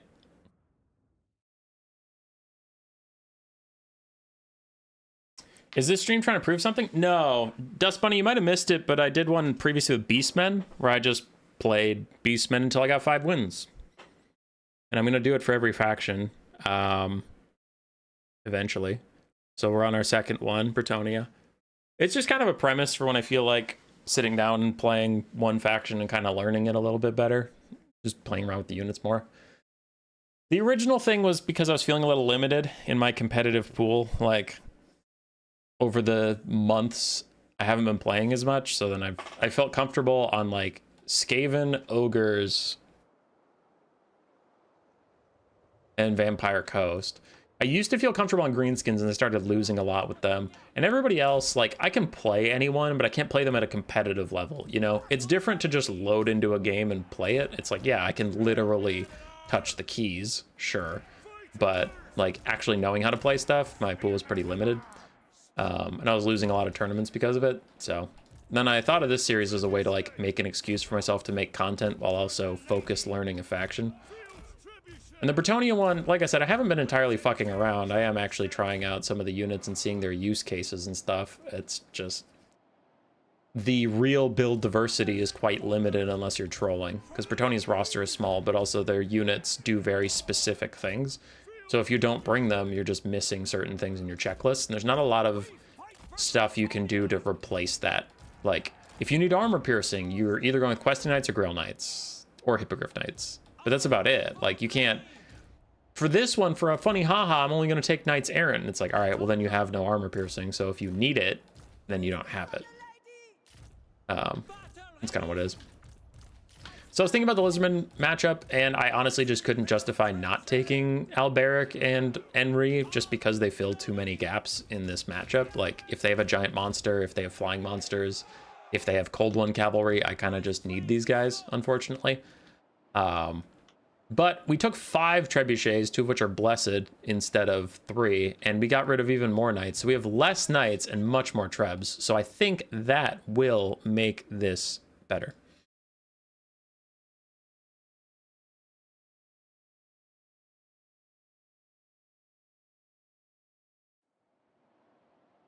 No, this build is significantly worse, but I did think it was funny to bring 5 field trebs. Against Saurus. Okay, Feral Cold Ones? No, Cold One Spear Riders. Cold One Spear Riders. Saurus. Saurus. Saurus. Treb's gonna treb, what can I say?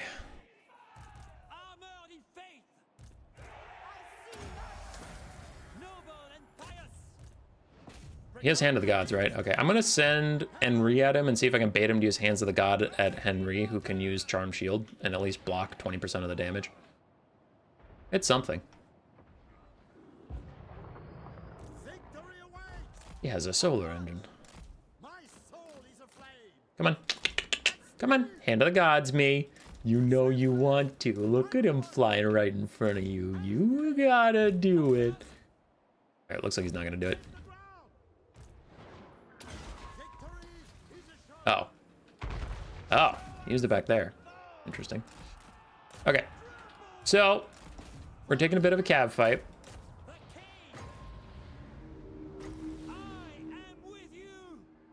I'm going to lower their leadership as we dive in. Maybe I can get some terror outs out.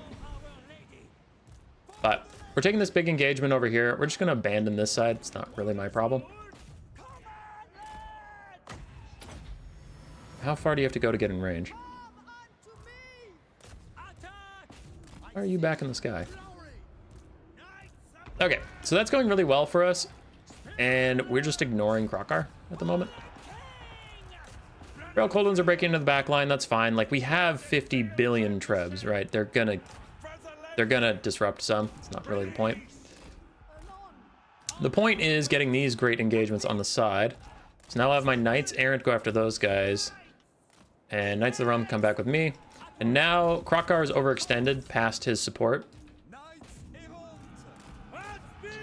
So now we're going to try and 2v1 him over here. So Trebs have been knocked offline. Spearmen at arms! Sorceress! Attack! There we go. At speed! So, trying to 2v1 Krokgar. Forward! 'Tis an honor! And we have our 2 cav chasing those cold ones. They get run into Saurus Spears, so let's back off and take a charge over here. Alberic and Enri are not about to let Krokgar go. Post haste! Trebs are back online. Again, just being a nuisance to these cold ones, honestly. Shift That's all we do Shift it! around here. Hero of Bretonnia! I am Alberic for the needs to keep after Krokgar. Enri is very stuck. Nice engagement on my by the Cold One Spear Riders on my Knights Errant. I call thee forth! Greatly! At once! Annihilate them! Okay, well, those guys are gone now. I guess we'll land over here into Krokgar. Field trebuchet! Cover them! True Bretonnian! For our lady! Okay, he's rounding off the only knights I've ever loved. Lord of Bretonnia! Apace! And we can't get rid of the Saurus. Who would have guessed that 5 trebuchets was a bad idea? Boundless valor! My goodness! Yeah, at this point it's pretty over. We fight The Trebs are all knocked offline. quickly! Swiftly! Oh wait, you're not you. You're you.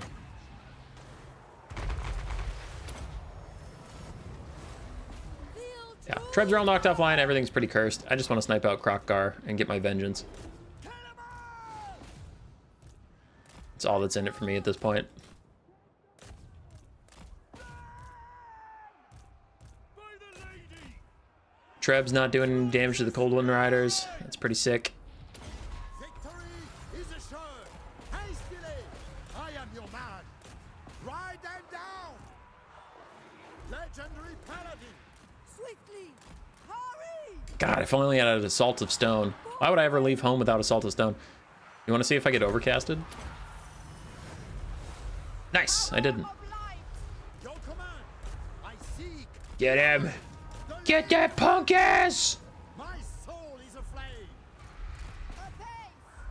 My soul is aflame. Blessed field trebuchet! So we have a Blessed Field Treb somewhere.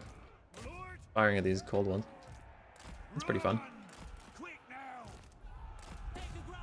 How did you guys lose attack orders onto the one guy we've been fighting this whole time? Attack! At once! Attack! Loyal and true! Please kill him. My blade is yours! God help us! With haste! Please kill him. Infantry! Oh, yeah? Oh, well, apparently, yeah. Take that. Anyway. Krokgar's dead.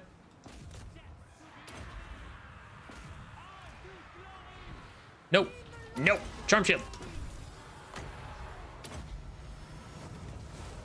Grant me your wisdom! Grant me your wisdom. Honor and glory! LB! Save me! There's more cold ones.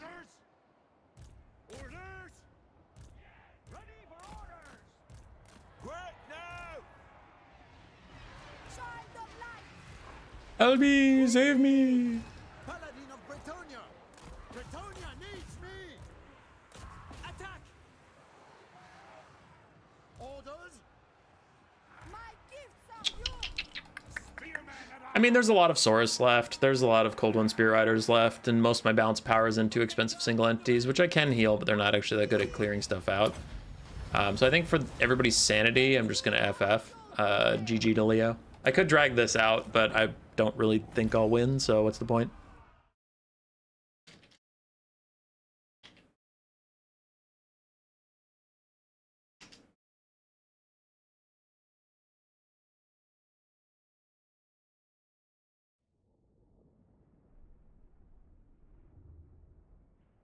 Damn, 5 trebs did not do good.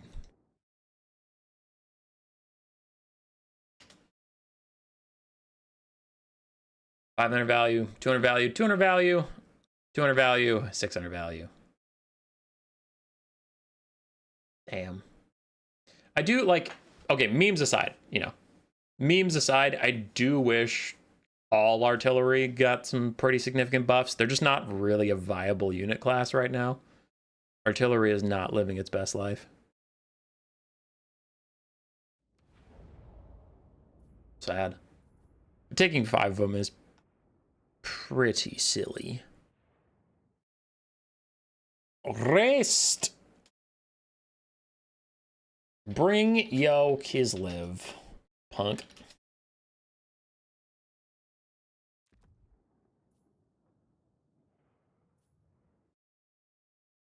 We'll fight Raced. And I know he likes Kislev, so we'll play as Kislev. It's fine. The flats of Kislev.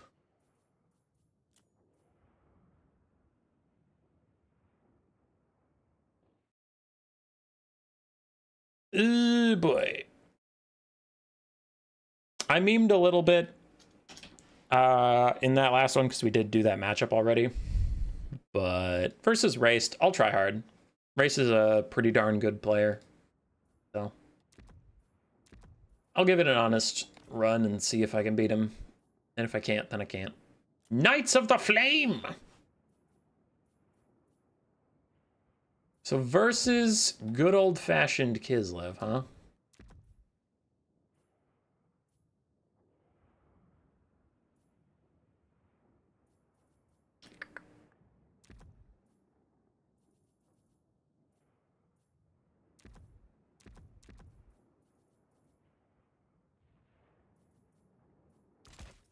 Versus them there Kislevites.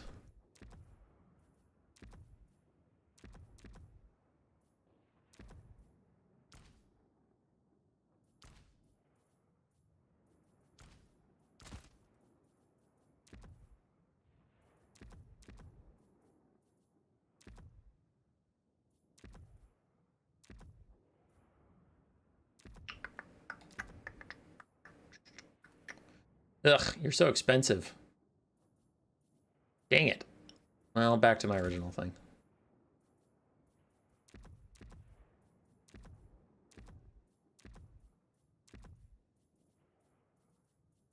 Now, why are you so expensive? Oh, I didn't bring that before. Yeah, that'd do it. 25 duration.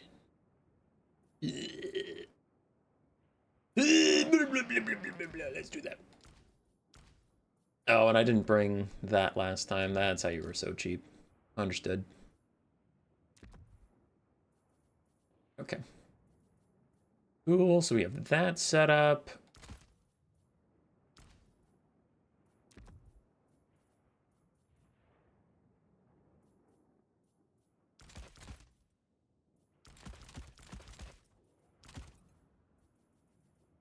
I am thinking, chat. I am thinking. Leave me be.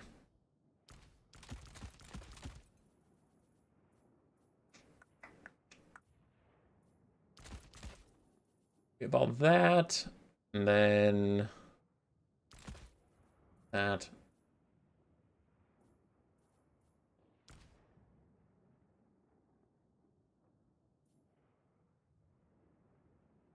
I could just do 3 of these, actually, right? Yeah, I could. Ooh, if I can save 100 gold, I can actually get that too. This build's turned out to actually be pretty spicy. I like it. I like it. This is a good build. Yeah. All right, I'm excited for this. Even if we lose, I think this will be a very fun build.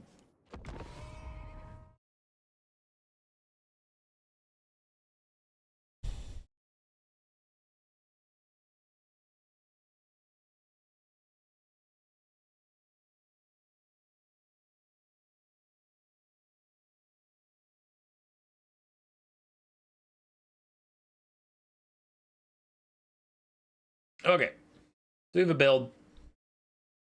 We are 2 wins away from ending the stream. I'm going to check on chat. Do you see the 6th edition army book cover Human Boy's using? Do you think that little bit of parchment on the horse's head is like registration you get at the DMV? Silver Fox? That's smart. I like that a lot. That's good. License and registration, please. I see it's not stapled to your horse's face. Bye, Dust Bunny.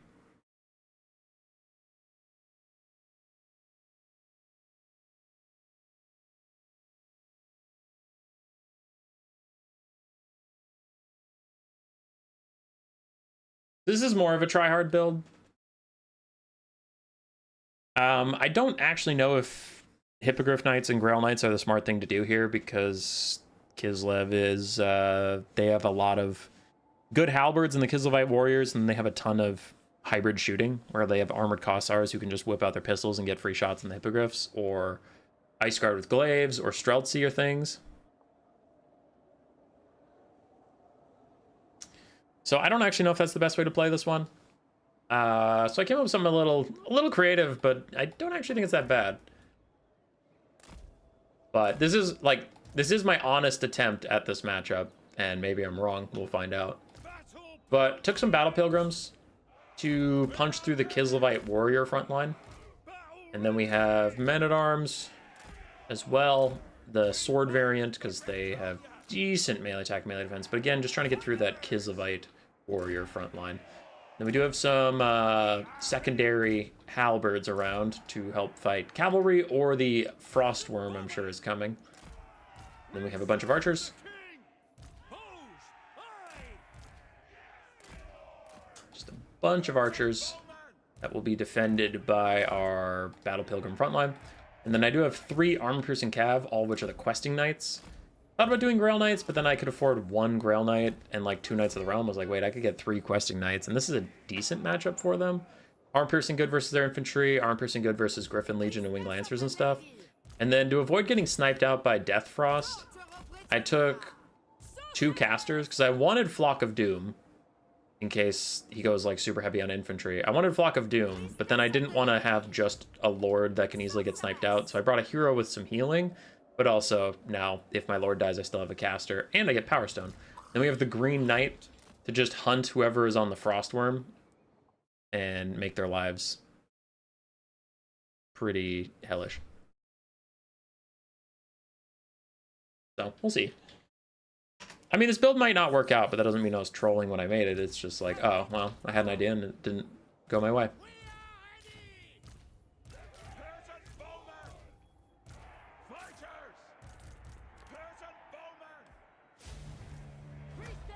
Okay, so let's advance. That man has an elemental bear. If we win, I mean, if we lose, I will now look like a fool. Kossovite dervishes, wing lancers, things in the woods, a whole bunch of Streltsy, and then the Kislevite warrior frontline we were expecting. So, I wasn't expecting an elemental bear, but we are getting a Kislevite warrior frontline. I'm going to pincushion the bear. And then order everybody else into the attack.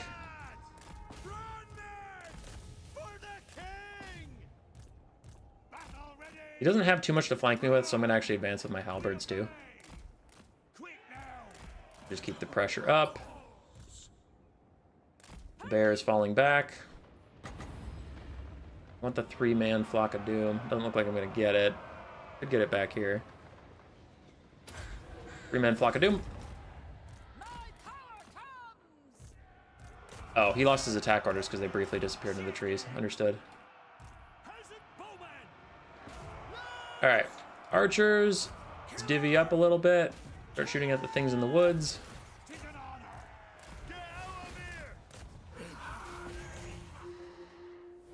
Just heard something weird, but it turns out it's the Green Knight. My Knights are taking a nice slow advancement. I don't really see a reason to overextend with them right now. There's the first Death Frost onto my Green Knight.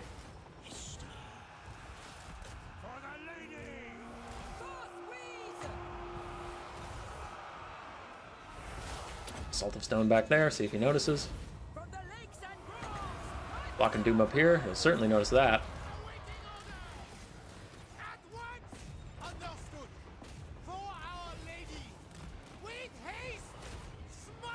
Okay, Now our questing knights are starting to get involved. I want to keep one back because I have 5 archers over here, so Ready for battle. I don't want to just die. Green Knight is tanking a lot of damage. I need these Kislevites to break so I can get through them, but of course Dire Blood exists, so I guess I don't get to get through them today. So Green Knight's just going to take a bunch of damage. I'm going to try and path him out of here, because all my archers will turn onto the Elemental Bear. Swiftly. Green Knight needs to retreat. I'm really trying to get him out, because if I can get him out, he can just go to the forest and heal himself. He's getting death frosted though. Yeah, he's dead.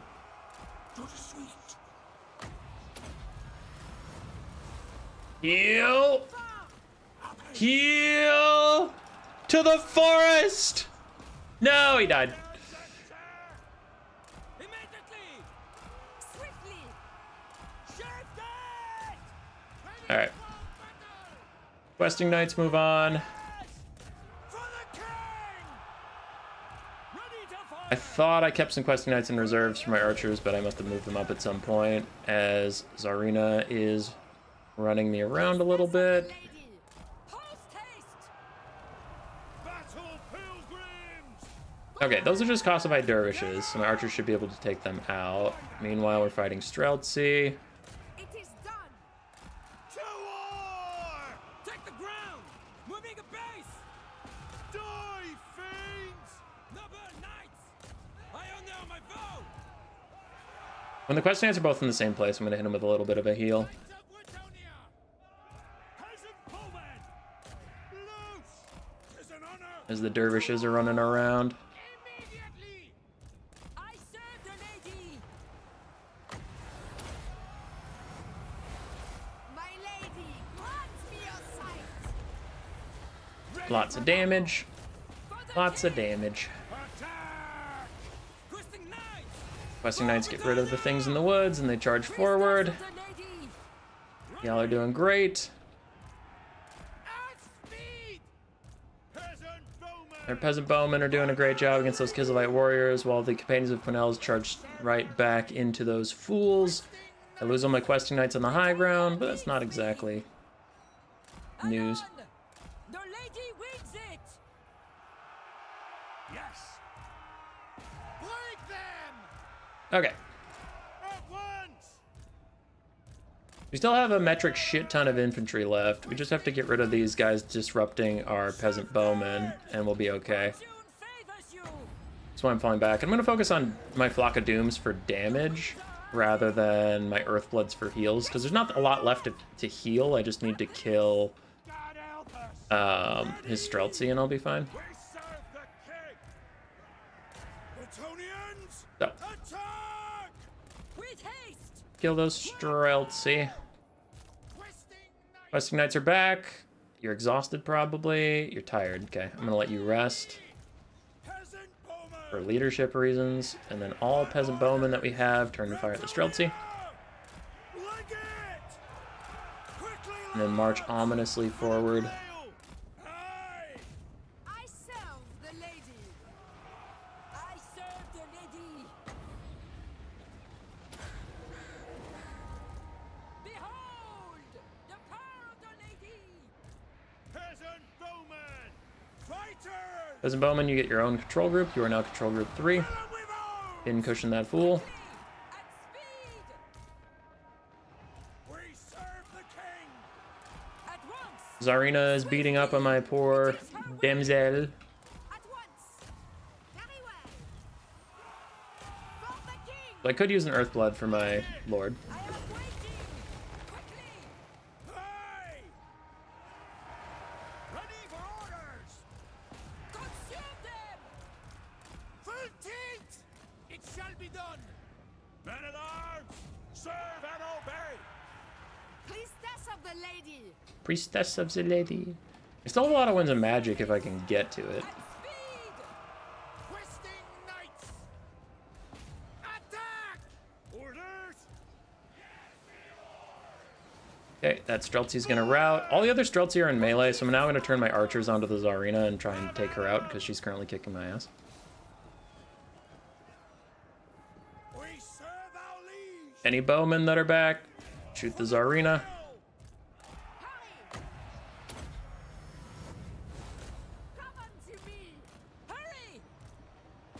Alright, so we've disrupted all the Streltsy. We have questing knights charging back in after Katerin. And now that Katerin is running away, we'll shoot those last Streltsy.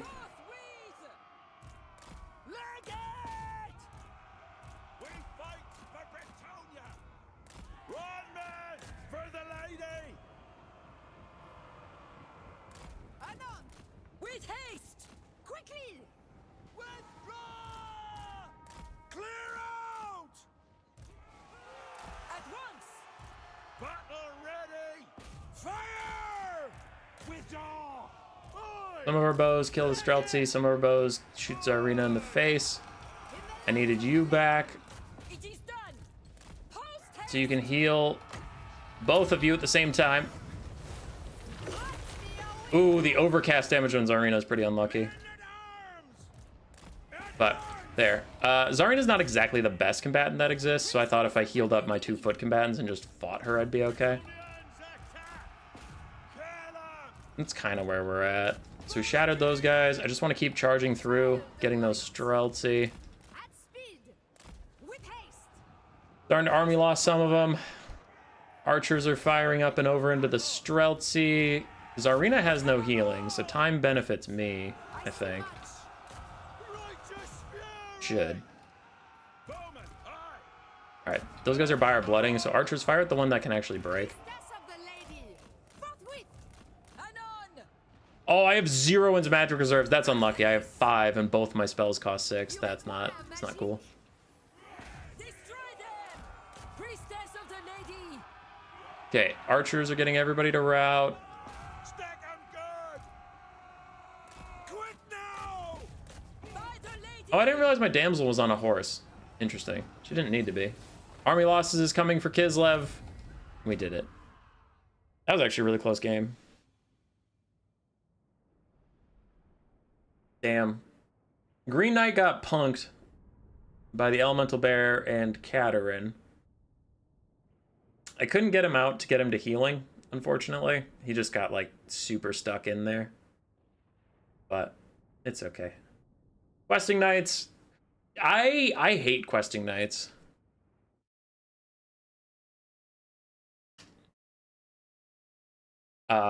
Questing Knights just kind of suck. I don't know why. They have armor piercing and high stats, but they never seem to do very much. But they did okay here. Battle Pilgrims did a lot of what I needed them to do, just murdering Kislevite warriors and walking forwards ominously towards the Streltsy. Streltsy! GG. Let's get Grimbat in here! Grimbat!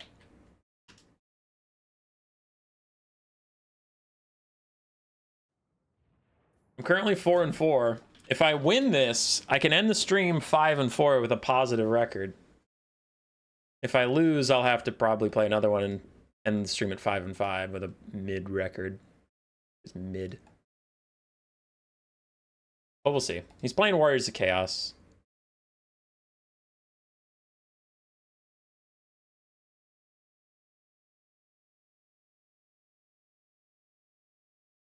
This pleases Corn. Funny how the ghost gets stuck in anything. Yeah. Yeah. Alright, we'll play on the Southern Chaos Wastes. Home field advantage to the Warriors of Chaos.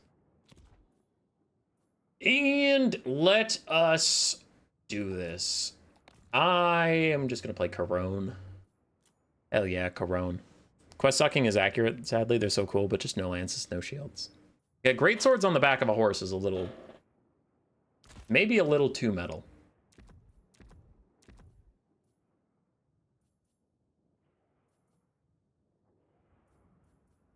Okay.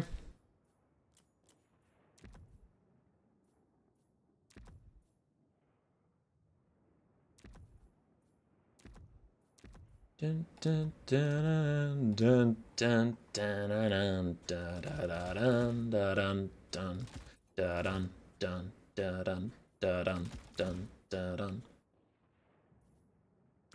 What are you singing? I don't understand. Don't worry about it.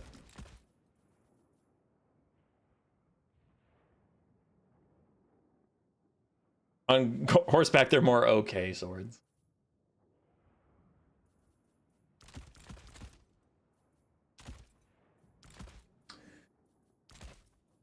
So then we have this as a front line. That's pretty exciting for everybody involved.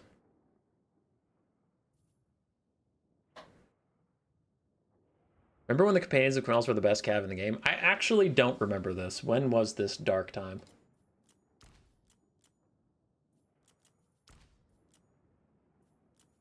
Am I supposed to remember it? I don't.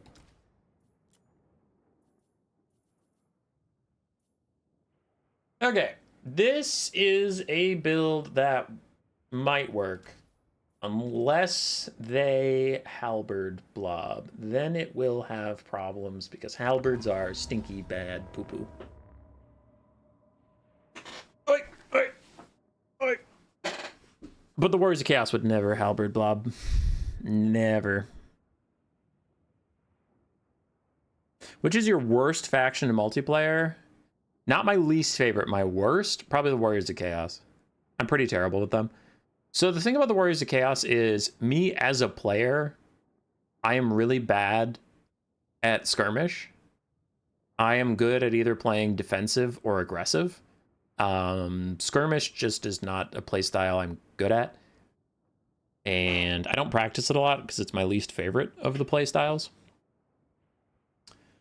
But yeah, so Warriors of Chaos, oddly enough, are actually a skirmish faction. In the current meta, heavy infantry isn't doing great, so the Warriors of Chaos slow heavy infantry isn't really that good. Their cavalry options are okay, but not the best. Their skirmish cav is incredible, some of the best in the game. And then their lords are pretty good. Heroes are okay. Their monstrous units aren't that good either. Like, armored chaos trolls are okay, trolls suck.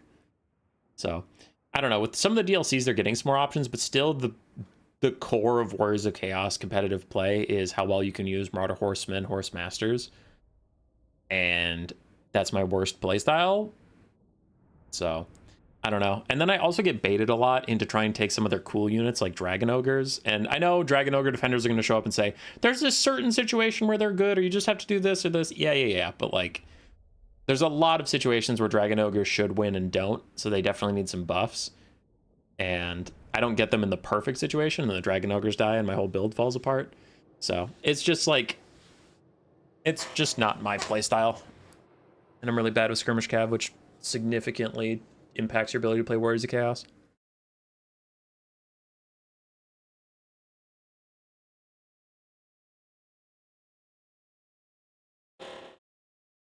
Can't they take Zinchar that's a halberd unit? Yeah. I mean, they also just have Chaos Warriors with halberds. They have Chosen with halberds too. My best faction? My favorite faction is Skaven. Currently, my best faction, like highest win rate, is probably Ogre Kingdoms. Ogres are really, really strong.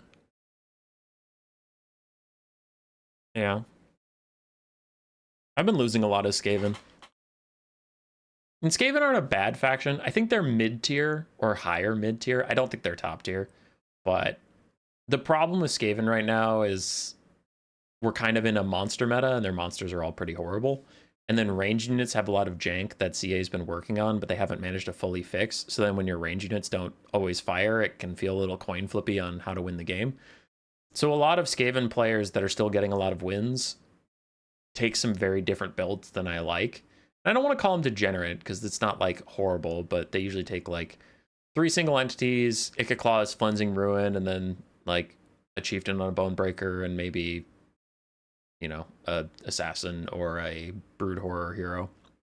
And they run around. You have some wolf rats, you have some rat ogres, and then clan rat frontline, and like a globe here or there, maybe some night runners here or there. And you just kind of blob around and abuse Cleansing Ruin. Where I really like, the reason I fell in love with this Skaven was the shooting units. So I like Jezzails, which are currently hard countered by like Fate of Buna literally kills them. You just point and click, kill a Jezzail. Melkoth is still pretty good against them. There's a lot of good suicide diving cav, and like Jezzails don't do that much damage against single entities when I said the meta is single entity big monsters. So that's pretty brutal. So Jezzails aren't that good right now. Warp lightning cannons have a ton of jank, like a ton. I submitted a ticket to CA about them, but there was a replay I showed on the channel. We were live streaming, I forget when. But like I told my warp lightning cannons to shoot at this knight that was running sideways, and they just kept reforming. Like they would never fire. They would just keep constantly reforming, and they would form a single file line and try and shoot through each other, and it was just a fucking mess. And that happens to them a lot. That was just the clearest example of it, but it's like warp lightning can spend most of their time turning and not firing. Plague claws don't do anything against the units that are meta. Rattling guns are janky as fuck, but sometimes they'll delete whatever you need them to delete, and other times they do nothing. Plus they're countered by Fate of Buna and like light cavalry charging them and things like that. So it's just like the shooting jank really fucks with the Skaven. The meta really fucks with the Skaven, and my preferred way of playing them is currently pretty weak, where I just like taking a bunch of ranged units, forming a defensive formation, and shooting the piss out of anybody who attacks me. That's just not the way to play Skaven right now. So yeah, I still like Skaven, but if you ask me what's my best faction right now, it's not Skaven, unfortunately.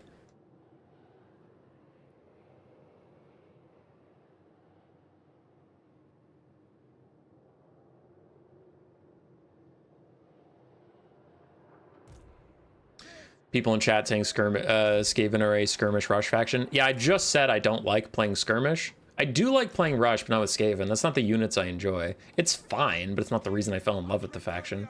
I fell in love with the faction for warp fire throwers, rattling guns, globes, warp lightning cannons. Warp lightning cannons are actually one of my favorite units in the entire game, and they currently suck ass. So, yeah. 767 models. That's not boding well for this to not be a halberd blob, but we'll see. Anyway, front line of men-at-arms polearms for armor piercing and high defense against chaos warriors. And then I just have a bunch of other infantry because I have 5 archers that need to just sit and fire all game. So I wanted a super wide front line so I couldn't get flanked. I have 1 firecaster in case they brought Festus or healing of some kind. 2 poison arrows and then 2 regular arrows. 4 Knights of the Realm.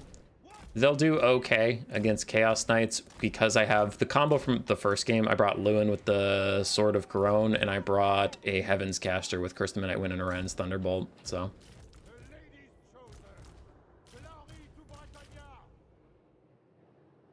yeah.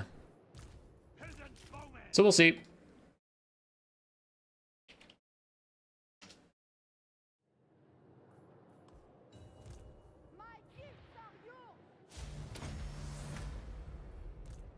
It is not a halberd blob. Why is their model count so low? Interesting.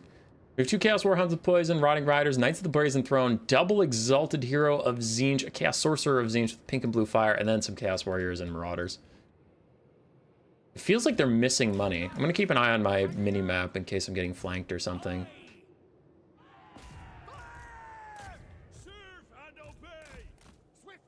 Alright. So, you guys are moving up. I'm going to need all my knights on this side. I'm not overly worried about their infantry. Okay. We're taking the fight. Now I'll pop Sword of Corone and land. But the Knights of the Brazen Throne are now getting affected by Sword of Corone as my Knights of the Realm hop in on them. Curse the Midnight Wind down in that whole area to help Lewin out.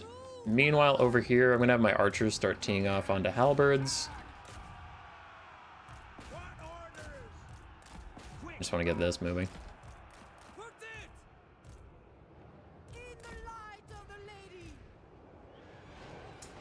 Okay, I don't know why we just have to perpetually walk up, but we're perpetually walking up.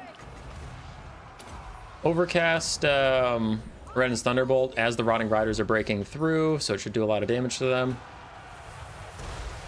There we go. Great damage onto those guys. Lewin is still just holding with some Knights of the Realm, and my Peasant Bowmen are walking into melee, because I feel like, did we just mention something about Skaven and why I'm struggling with them, because ranged units are jank as hell. And are my archers wandering into melee randomly?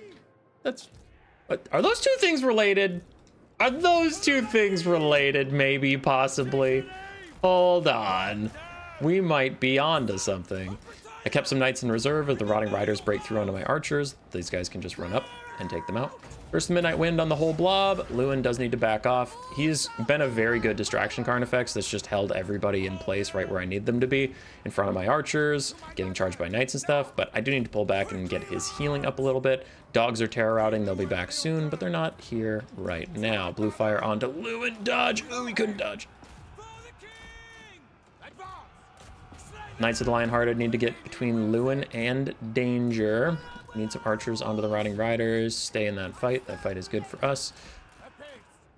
Lewin's still getting chased by a bunch of disc bastards. Okay. Some of the knights come help Lewin out, as he just can't seem to catch a break here.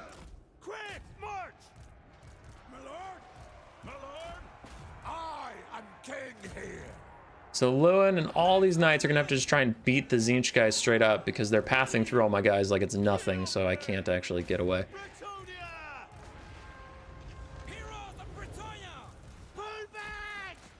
Unholy Knight Blob. I'm gonna peel off some knights to go deal with this as Lewin continues to take damage. Now I'm gonna try and path through my knights and get back to safety. Curse the Midnight Wind, just to reduce their melee attack, and god damn it. Whew. All right, Lewin's up in the sky. Good God.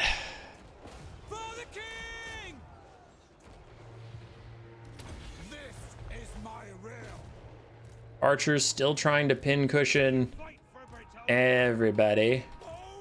So you should continue to shoot those rotting riders.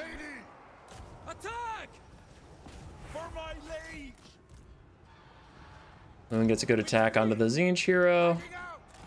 Other Tzeentch hero got up into the sky.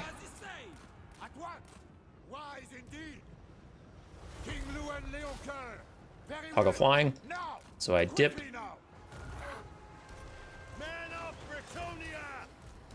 Whew. We're just trying to heal over here. God damn.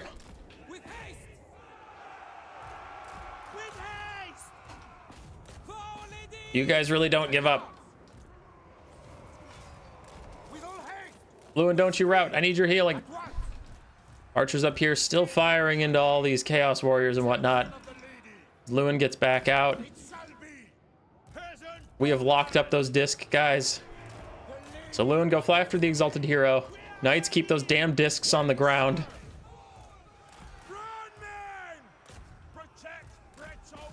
Okay, we've routed some of the halberds. Lewin is still healing.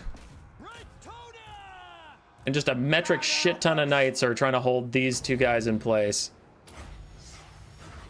as I curse them with Midnight Wind. All right, the Lord got away. Not much we can do about that. My knights are going to chase down dogs. Men-at-Arms, polearms, chase those marauders. Archers shouldn't have to deal with this for too much longer. You can focus on other things, like how cute Lewin is. Just how cute he is. How did you get up into this guy, you cheating bastard?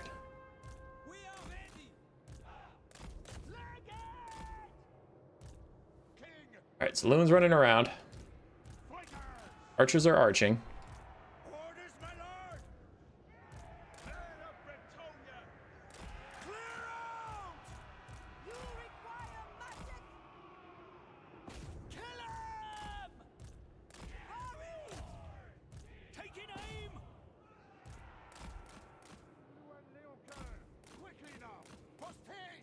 You are just a Chaos Lord. You're not a Chaos Sorcerer. Oh, wait, no. You're not the Chaos Lord of Tzeentch. You're a Sorcerer Lord, so you don't have a halberd. You do have higher speed than me by a lot, so I'm going to just try and fight you. See what happens there. Archers need to shoot the Rotting Riders. Everybody else just reform up for a bit. These two knights can go run the Rotting Riders down.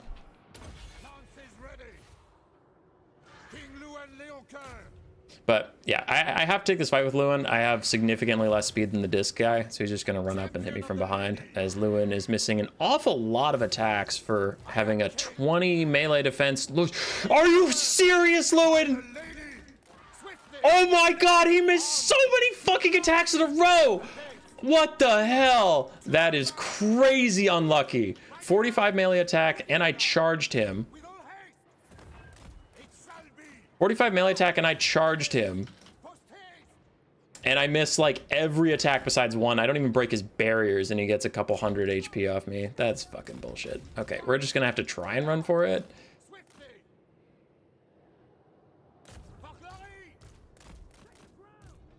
Why did you stop? Why did you stop? Why did you stop? What the fuck, Lewin? Oh my god. Lewin single-handedly threw this game. What the fuck? What the actual fuck happened? Oh my god. I have no idea. I have no idea what just happened up there. I'm gonna watch the replay, don't you worry. I'm gonna watch that replay and find out what just happened.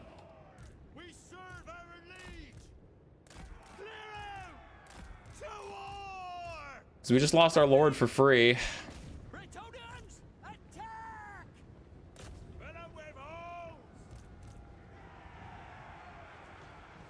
Smite them!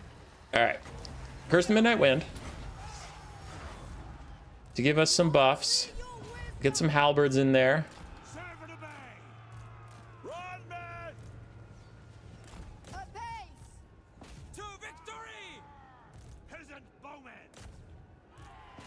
Peasant bowmen are walking into melee as they do.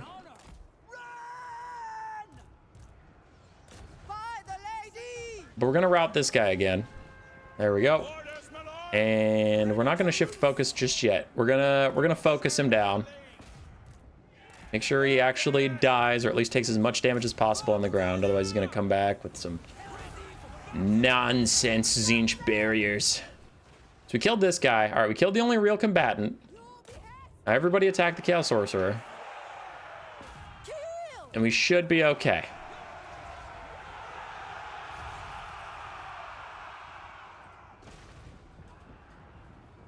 Okay, we didn't lose the game off of Lewin's nonsense, but god, we got close. Let's look at these archers walking into melee. Look at these archers walking into melee. They love walking into melee. Curse of the Midnight Wind reduces armor, reduces melee attack, and we'll win. But I am upset, I am angry, and I am determined to find out what Lewin's dumb bitch ass was doing up there.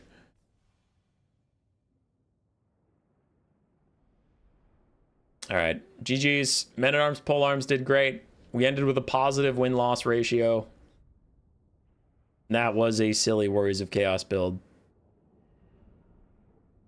Rotting Riders were a nuisance. The Zinch Exalteds were a nuisance. Everything's a nuisance. It's the only word I use now. I'm a nuisance abuser.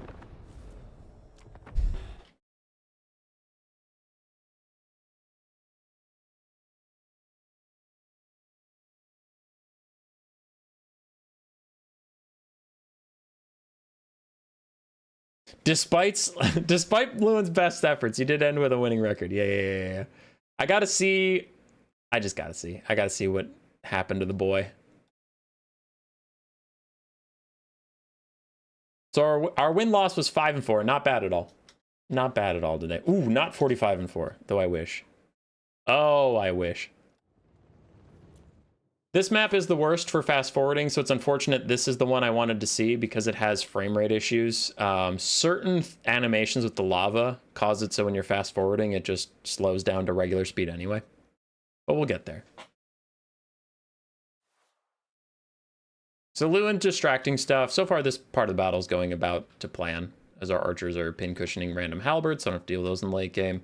Getting good fights onto the Rotting Riders. Good job from Grimbat, disrupting my Peasant Bowmen, so I can't keep shooting the Rotting Riders, but I'll get back to it as they get Cursed the Midnight Wind. Lewin runs around, and that's fine. That is fine. No problems there. Then Bowmen are back, shooting at the Rotting Riders, who are tanky. Lewin's going to run around. Lewin's going to run around. But it's coming.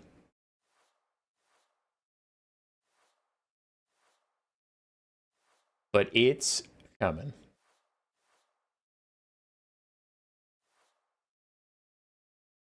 Okay. We're nearly there. So Lewin chases off this guy as we planned, slowly just trying to heal him up, but then the Tzeentch caster breaks free. So here's the first thing. This one's just unlucky. It's not like a bug, but it is a little unlucky. So Lewin has 45 melee attack. And remember, CA updated that, so that factors in that he's very tired. So he has 45 melee attack. This guy has 44 melee defense.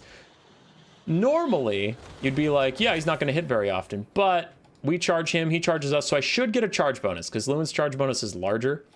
And then I pop Sword of Corone in a second. So first attack misses. Second attack hits. Sword of Corone is popped. Now this guy's down to 20 melee defense. Miss. Miss. Miss. Miss. Note that he hit me. I have 50 melee defense. He has 51. He has 41 melee attack. I have 50 melee defense. I miss 5 times in a row. He hits Lewin twice. So Lewin starts to run. Now what happens here? This is where I lost my mind. Why does he stop? I know I have 77 speed. I know he has 81. This guy's gonna catch me, but Lewin like nets himself. Oh, I just have to stop. I just have to stop and let him catch me. I couldn't possibly keep running away. Why did you stop? Why did you stop? You stupid piece of shit. You deserved to die. You deserve to die. You're a heathen and a liar. You don't serve the lady. You serve the dark gods. You gave yourself what you weren't trying. I've never seen someone try and throw a game that hard. Oh, boss, I can't possibly hit him. He has 20 melee defense. I missed 5 times in a row. Oh, I might actually escape and get back to my troops. Oops. I tripped on a pebble. You're midair. How did you trip on a pebble? I don't know, but I did. Oh, and they caught me and they killed me. Oh, and my Venmo bank account is just getting filled up with Warriors of Chaos tokens. Oh, what a coincidence. My Venmo was absolutely popping the fuck off after I just threw the whole game. Oh, God. Woe is me. Fucker.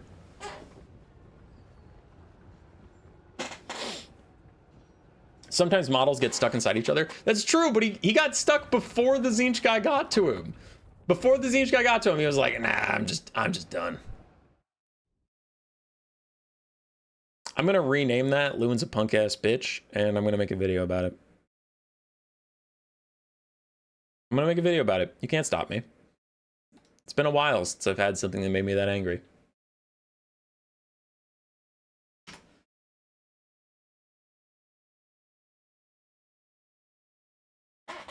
For the dark gods, for the lady.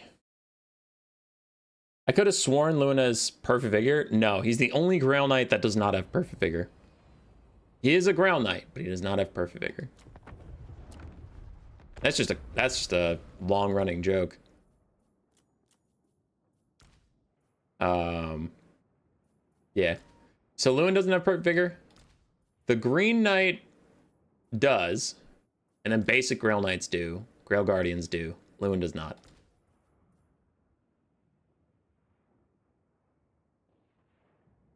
This replay had 2 of my favorite things. Human Boy crash outs and Lewin getting punked. Yeah. It is true. I wonder will it even show my replay? Yeah, okay. It has a swear in it, so I wasn't sure if it would.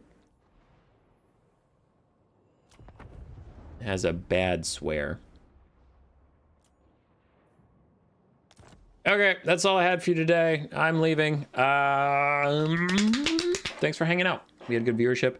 Next up is Chaos Dwarves. That should be pretty fun. I don't know when I'll do that. It's not like the next stream I'm gonna do is gonna be Chaos Dwarves, but he'll be there. So here's some channel news before you all get discouraged and run away.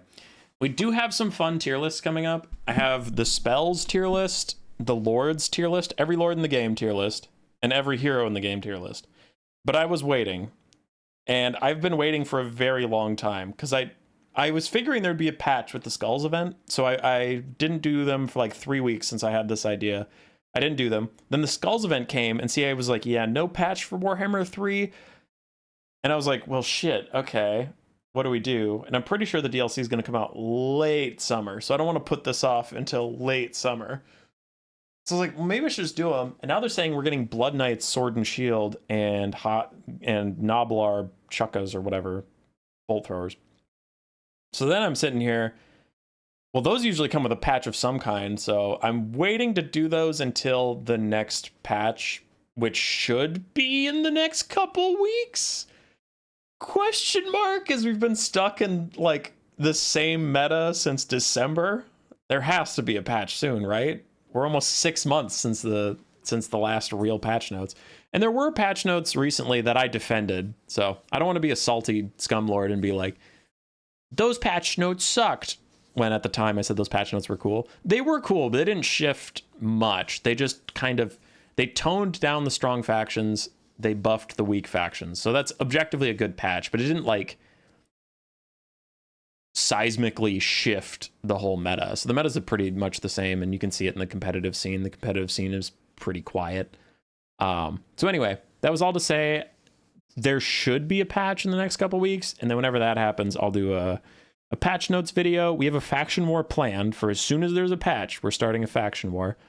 And then the lords, heroes, and spells tier lists are going to be made on that new patch because I didn't want to make it and then it immediately becomes obsolete because those are a lot of work. So I don't want it to be like Sigvald is D tier and then Sigvald gets like a 700 gold cost reduction. It's like, oh fuck, he's really good now and my tier list looks stupid. And I know it's similar to the faction war, but this summer I was planning on doing a legendary lords tournament. So we'll do that. That one will just be people sign up as whatever their favorite legendary lord is. And then we run a tournament to see who's the best legendary lord in the whole game.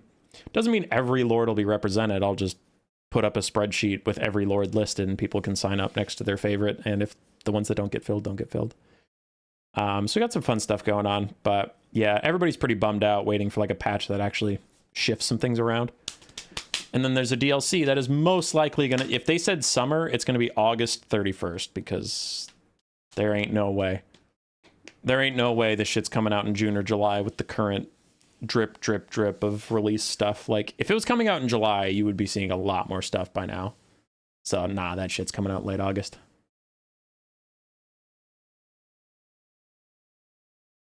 Is there a set stream schedule? No, I just kind of stream when I can, because this is not my job. I have a normal 40-hour week job.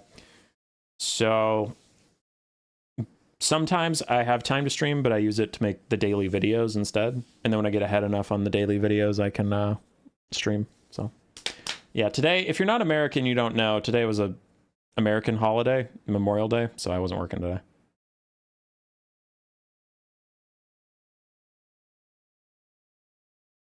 Legendary Lord tournament sounds fun. One of the RTK peeps held a tournament with that idea, and each Legendary Lord had some unit restrictions on top of that. That sounds interesting, but also complicated, but interesting. Okay, goodbye, everybody. Goodbye. Hope you have a good day.